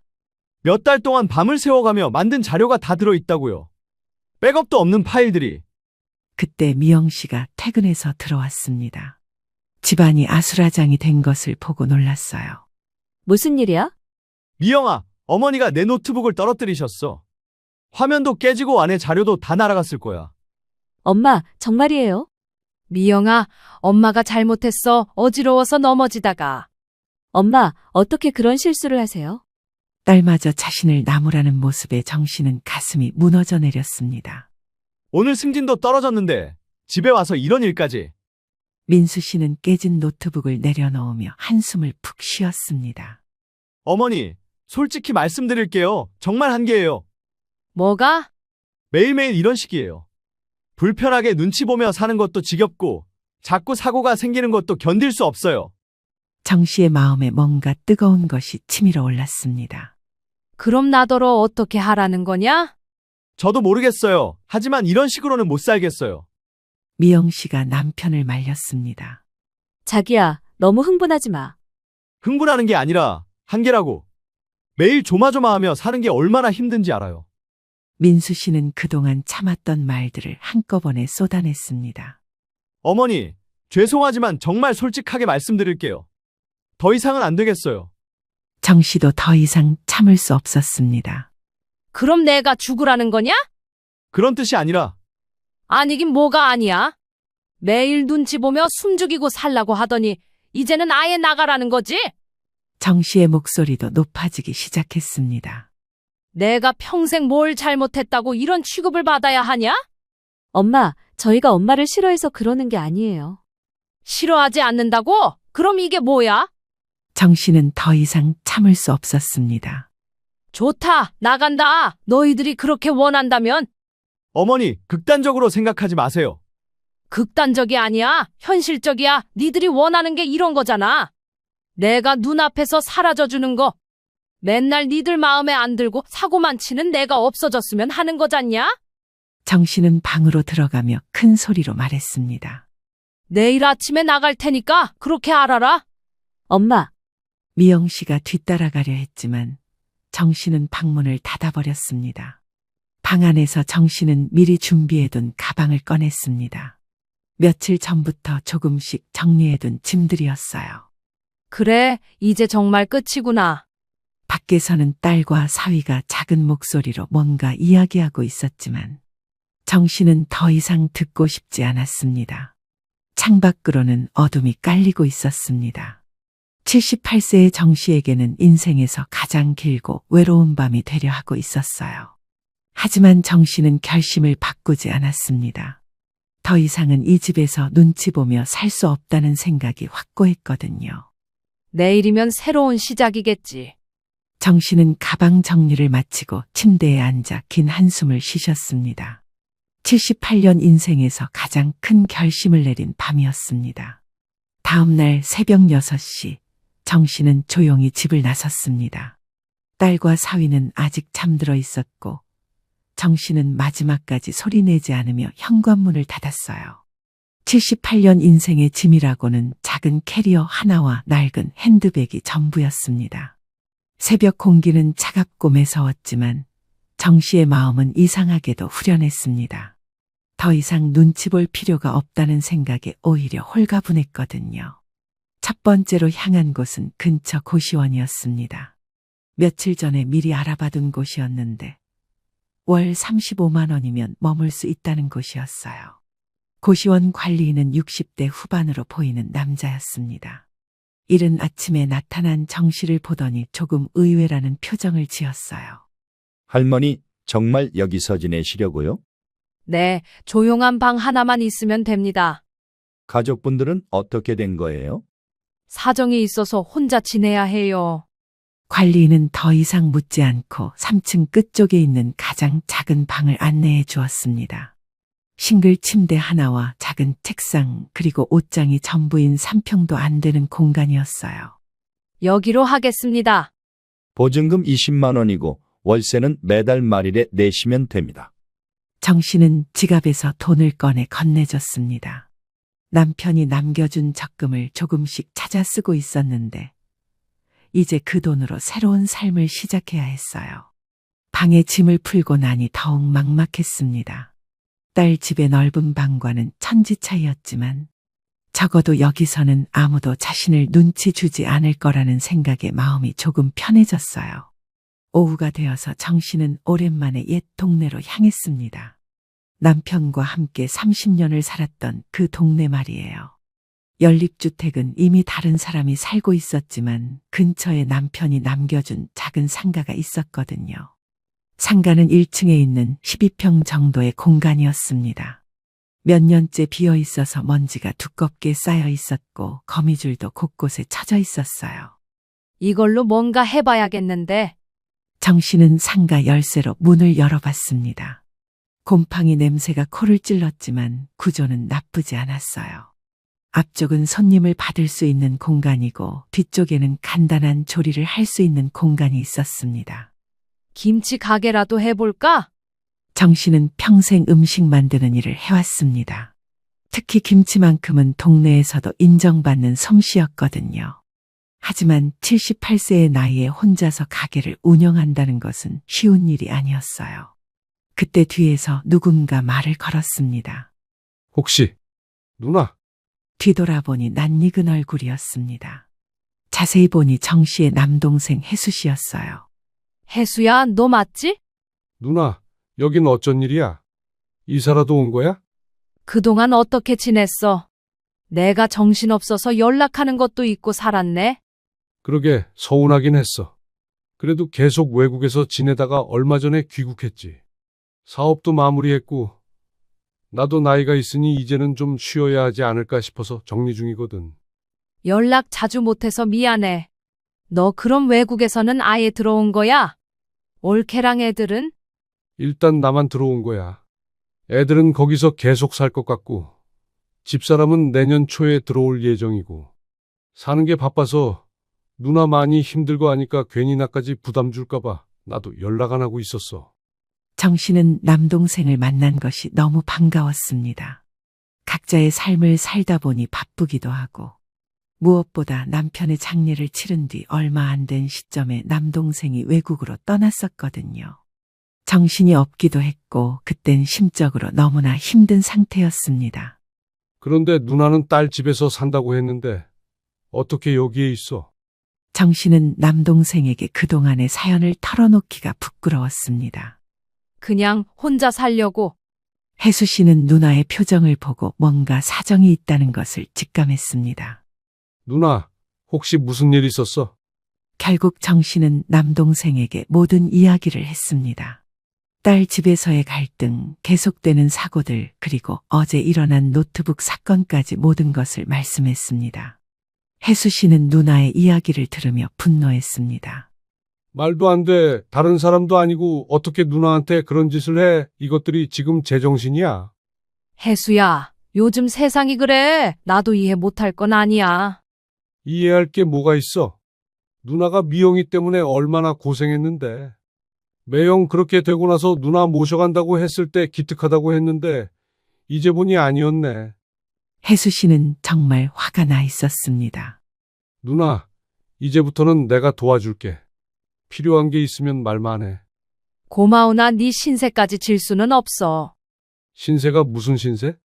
내가 해야 할 일을 하는 거지. 혜수 씨는 은퇴를 준비하고 있었습니다.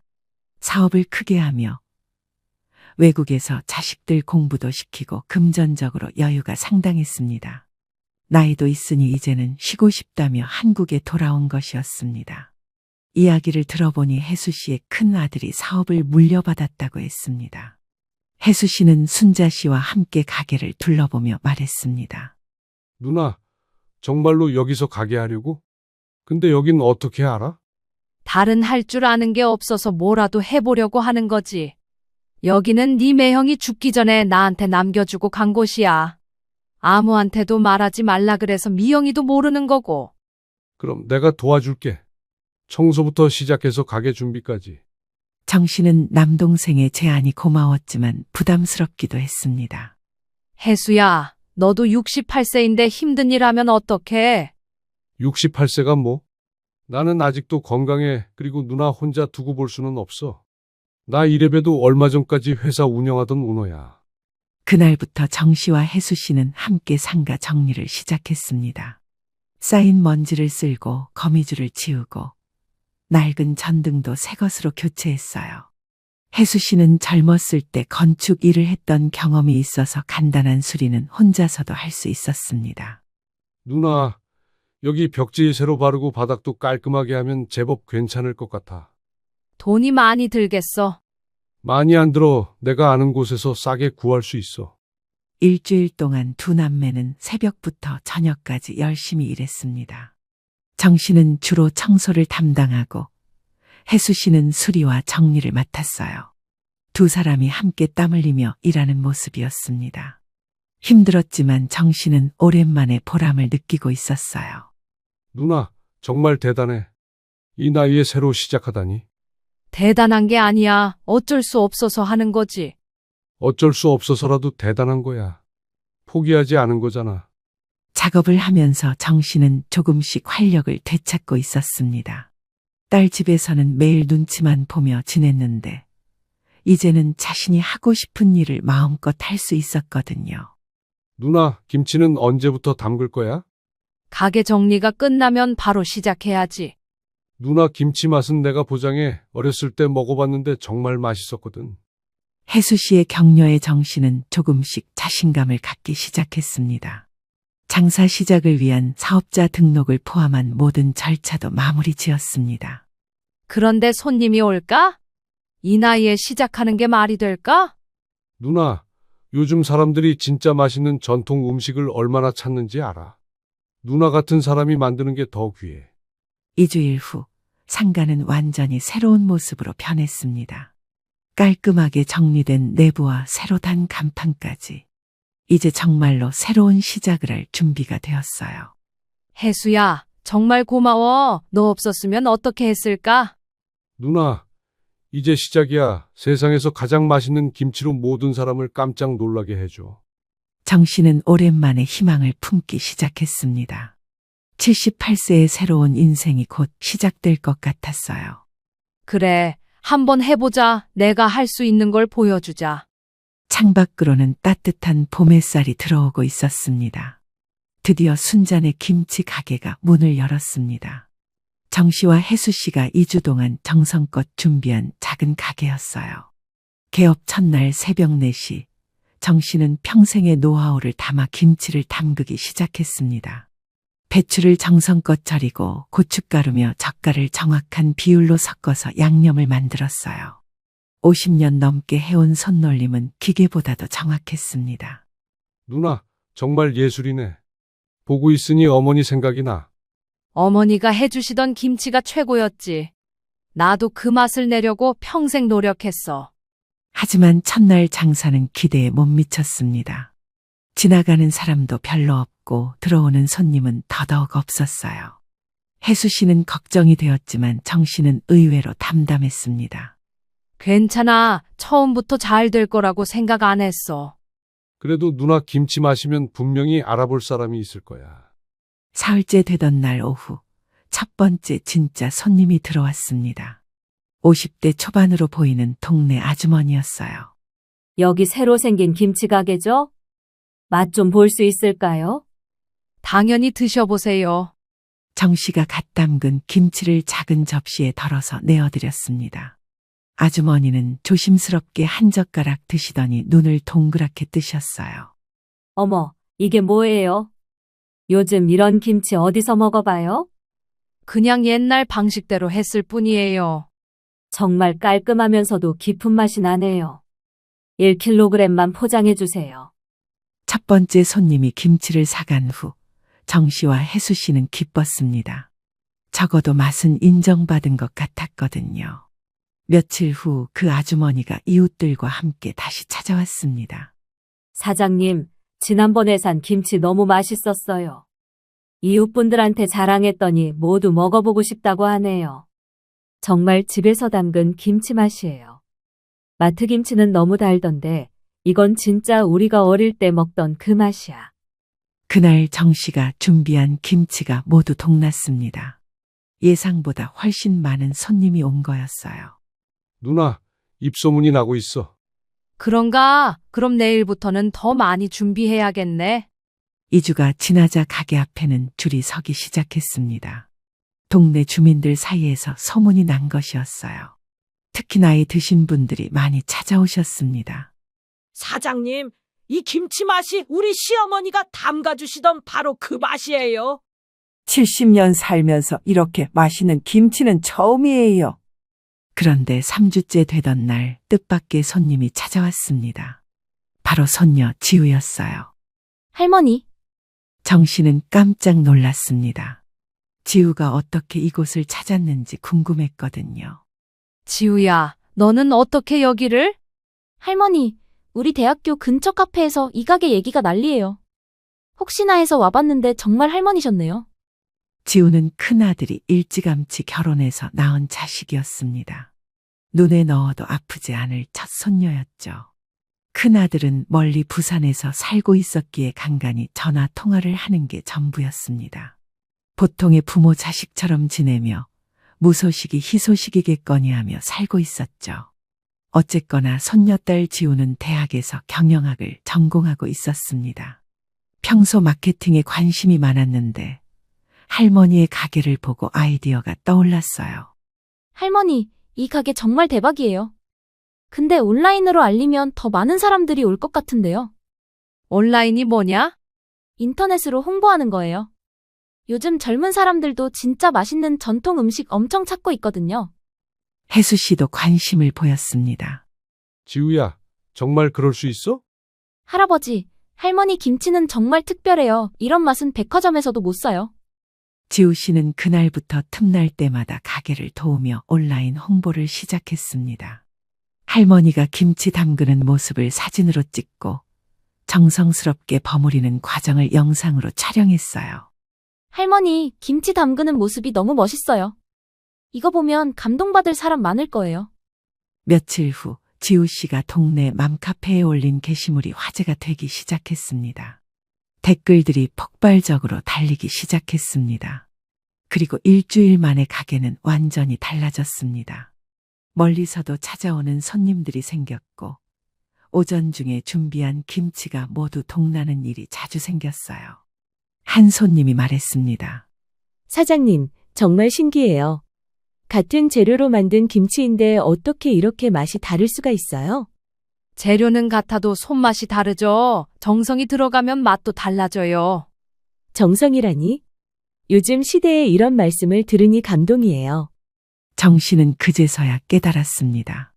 딸 집에서는 시대에 뒤떨어지고 비과학적이라고 여겨졌던 자신의 경험이 이곳에서는 귀한 보물처럼 여겨지고 있다는 것을 말이에요. 누나, 이제 정말 성공한 것 같아. 성공이라기보다는 내가 해온 일이 헛되지 않았다는 걸 확인한 기분이야. 한 달 후 더 큰 변화가 찾아왔습니다. 심세계백화점 식품 담당자가 연락을 해온 것이었어요.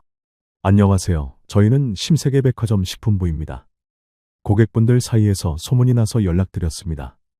정 씨는 무슨 일인지 몰라서 당황했어요. 저희 백화점 지하 전통식품 코너에 입점하실 의향이 있으신가요? 입점이요? 네, 요즘 고객들이 정말 맛있는 전통 김치를 찾고 계시거든요. 직접 맛을 보니 정말 훌륭하더라고요. 혜수 씨와 지우 씨는 흥분했습니다. 누나, 백화점이야, 백화점. 할머니, 정말 대단해요. 하지만 정 씨는 차분했습니다. 감사하긴 한데 내가 백화점까지 감당할 수 있을까요? 걱정하지 마세요. 저희가 모든 것을 도와드릴게요. 할머니께서는 지금처럼만 김치를 담그시면 됩니다. 그날 밤 정 씨는 혜수 씨와 지우 씨와 함께 이야기를 나누었습니다. 이게 꿈인가 싶어. 할머니, 이게 바로 할머니의 진짜 실력이에요.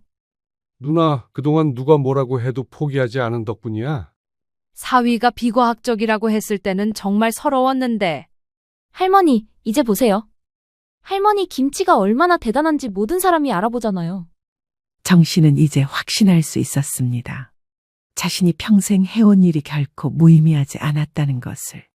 그리고 78세에도 새로운 시작이 가능하다는 것을 말이에요. 며칠 후 백화점 계약서에 사인을 하면서 정 씨는 생각했습니다. 김치 하나로 이렇게 많은 사람들이 기뻐하고 자신도 새로운 삶을 찾을 수 있다니. 인생이란 정말 예측할 수 없는 것 같았어요. 이제 진짜 내 인생이 시작되는구나. 정 씨의 진정한 복수가 완성되어 가고 있었습니다. 그것은 누군가를 해치는 복수가 아니라 자신의 가치를 당당하게 증명하는 아름다운 복수였어요. 백화점 입점 소식이 지역 신문에 실린 지 일주일 후 어느 날 오후였습니다. 정 씨가 가게에서 김치를 담그고 있는데 예상치 못한 손님들이 문을 열고 들어왔습니다. 바로 딸 미영 씨와 사위 민수 씨였어요. 정 씨는 그들을 보는 순간 복잡한 심정이 되었습니다. 몇 달 만에 보는 얼굴이었는데 예전과는 달리 많이 초라해 보였거든요. 특히 민수 씨는 많이 야위어 있었어요. 엄마. 미영 씨는 가게 안을 둘러보며 믿을 수 없다는 표정을 지었습니다. 깔끔하게 정리된 가게와 줄지어 놓인 김치들, 그리고 손님들로 북적이는 모습이 꿈만 같았거든요. 어떻게 여기를 알았냐? 신문에 난 걸 봤어요. 처음에는 동명이인인 줄 알았는데. 어머니, 정말 대단하세요. 민수 씨의 목소리에는 예전에 그 건방진 모습이 전혀 없었습니다. 대신 어딘지 모르게 절망적인 기색이 역력했어요. 혜수 씨가 뒤에서 나타나서 상황을 지켜보았습니다. 너희들 마침 잘 만났다. 안 그래도 너희들 만나면 내가 꼭 해주고 싶던 말이 있었는데. 괜찮아. 그러지 말어. 혜수 씨는 그들을 차갑게 바라보았습니다. 누나에게서 들은 이야기 때문에 좋지 않은 감정을 갖고 있었거든요. 잠시 어색한 침묵이 흘렀습니다. 정 씨가 먼저 입을 열었어요. 서 있지 말고 앉아라. 김치라도 맛보고 가거라. 정 씨는 갓 담근 김치를 작은 접시에 담아서 내어주었습니다. 민수 씨는 조심스럽게 한 젓가락 집어서 입에 넣었어요. 그 순간 민수 씨의 표정이 완전히 변했습니다. 몇 달 전에 비위생적이라며 거부했던 바로 그 김치였지만 지금 먹어보니 정말 맛있었거든요. 이거 정말 맛있네요. 그래? 예전에는 비위생적이라고 했는데. 민수 씨는 부끄러워서 고개를 숙였습니다. 자신이 얼마나 어리석었는지 이제서야 깨달았어요. 엄마, 저희가 정말 잘못했어요. 미영 씨의 눈에는 눈물이 고여 있었습니다. 엄마가 이렇게 훌륭한 분이신 줄 몰랐어요. 저희가 너무 무지했네요. 이제 와서 그런 말 해봤자 소용없어. 정 씨의 목소리는 차분했지만 단호했습니다. 그때 지우가 대학교 수업을 마치고 가게로 들어왔습니다. 고모부 안녕하세요. 여기서 뭐 하세요? 지우야, 너는 할머니가 여기 계신다는 걸 알고 있었니? 당연히 알고 있죠. 제가 할머니 가게 홍보도 도와드리고 있어요. 민수 씨와 미영 씨는 더욱 놀랐습니다. 조카가 함께 일하고 있다는 사실을 전혀 모르고 있었거든요. 할머니는 정말 대단하세요. 혼자서 이 모든 걸 이루어내셨어요. 지우의 말에 미영 씨는 더욱 죄책감을 느꼈습니다. 엄마, 저희가 정말 바보였어요. 그때 민수 씨가 떨리는 목소리로 말했습니다. 어머니, 사실 저희가 요즘 많이 힘들어요. 힘들다니? 제가 투자에 손을 댔다가 큰 손실을 보게 됐어요. 집도 경매에 넘어갈 상황이에요. 민수 씨는 자신들의 현재 상황을 솔직하게 털어놓았습니다. 승진에서 밀린 후 주식 투자에 손을 댔다가 전 재산을 날린 것이었어요. 매달 대출금을 갚지 못해서 은행에서 최고 통지서가 나왔어요. 엄마, 저희는 정말 막막해요. 정 씨는 그들의 이야기를 조용히 들었습니다. 몇 달 전에는 자신을 무시했던 사람들이 이제는 도움을 청하러 온 것이었어요. 그래서 나한테 온 거냐? 엄마, 저희가 이럴 자격이 없다는 거 알아요. 어머니, 정말 죄송합니다. 제가 얼마나 어리석었는지 이제야 깨달았어요. 민수 씨는 정 씨 앞에서 허리를 깊숙이 숙였습니다. 어머니의 70년 경험을 무시했던 제가 정말 바보였습니다. 정 씨는 사위가 고개 숙이는 모습을 보며 복잡한 심정이었습니다. 한편으로는 속이 시원하기도 했지만 다른 한편으로는 안쓰럽기도 했어요. 고개 들어라. 그런다고 해결될 문제냐? 혜수 씨가 옆에서 말했습니다. 누나, 얘네가 누나한테 어떻게 했는지 잊었어? 잊지 않았어. 하지만 복수한다고 뭐가 달라지겠어. 정 씨는 잠시 생각에 잠겼습니다. 그리고 천천히 입을 열었어요. 미영아, 민수야. 너희가 나한테 한 일은 쉽게 용서할 수 없어. 엄마. 하지만 너희는 내 가족이야. 돈을 빌려줄 수는 없지만 다른 방법은 있어. 정 씨는 가게를 가리켰습니다. 여기서 일해라. 진짜 일하는 걸 배워라. 어머니 말씀은? 김치 담그는 것부터 시작해서 손님 응대까지. 처음부터 다시 배우라는 뜻이야. 민수 씨와 미영 씨는 서로를 바라보았습니다. 예전 같으면 자존심이 상했을 텐데 지금은 그럴 처지가 아니었어요. 단 조건이 있어. 내 말대로 해야 하고 불평하면 안 돼. 엄마, 저희는 정말 감사해요. 어머니, 열심히 하겠습니다. 혜수 씨는 옆에서 걱정스러운 표정이었습니다. 누나, 정말 괜찮아? 괜찮어. 이 아이들이 진짜로 변할 수 있는지 보고 싶어. 그날부터 미영 씨와 민수 씨는 정말로 가게에서 일을 시작했습니다. 처음에는 서툴렀지만 점점 요령을 익혀갔어요. 특히 민수 씨는 완전히 달라졌습니다. 예전에는 전통을 무시했지만 이제는 정 씨의 70년 노하우가 얼마나 대단한 것인지 깨달았거든요. 어머니, 정말 죄송했어요. 제가 얼마나 무지했는지 이제야 알겠어요. 알았으면 됐어. 이제부터라도 제대로 배우고. 2달 후 가족들은 모두 함께 저녁을 먹었습니다. 오랜만에 정씨가 직접 차린 식탁이었어요. 엄마, 이 김치찌개 정말 맛있어요. 할머니 음식이 최고예요. 어머니, 제가 이런 맛을 몰랐다니 정말 바보였어요.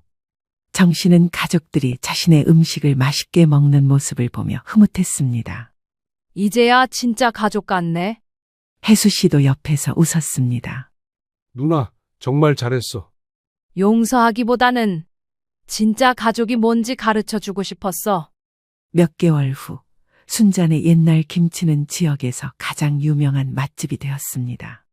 백화점 매장도 성공적으로 운영되고 있었고 정 씨는 지역 신문에서 자랑스러운 어르신으로 소개되기도 했어요. 무엇보다 중요한 것은 가족이 다시 화합했다는 것이었습니다. 민수 씨는 정 씨를 진심으로 존경하게 되었고 미영 씨는 어머니의 진정한 가치를 깨달았어요. 어느 날 저녁 정 씨는 혜수 씨와 대화를 나누었습니다. 누나, 후회하지 않아? 뭘? 그 2사람 용서한 거. 후회 안 해. 진짜 복수는 그 아이들을 망하게 하는 게 아니라 깨닫게 해주는 거야. 정 씨는 창밖을 바라보며 미소를 지었습니다. 78세에 새로 시작한 인생이 이렇게 행복할 줄 몰랐어. 누나가 포기하지 않았으니까 가능한 일이었어. 그래, 나이가 들어도 꿈을 포기하면 안 되는구나. 정 씨의 이야기는 많은 사람들에게 감동과 용기를 주었습니다. 나이가 들어도 새로운 시작이 가능하다는 것. 그리고 진정한 가족의 의미가 무엇인지를 보여준 감동적인 이야기였어요. 지금도 순잔의 김치에는 매일 많은 손님들이 찾아옵니다. 그리고 그곳에서는 78세 할머니가 70년 경험으로 담근 세상에서 가장 맛있는 김치를 맛볼 수 있답니다.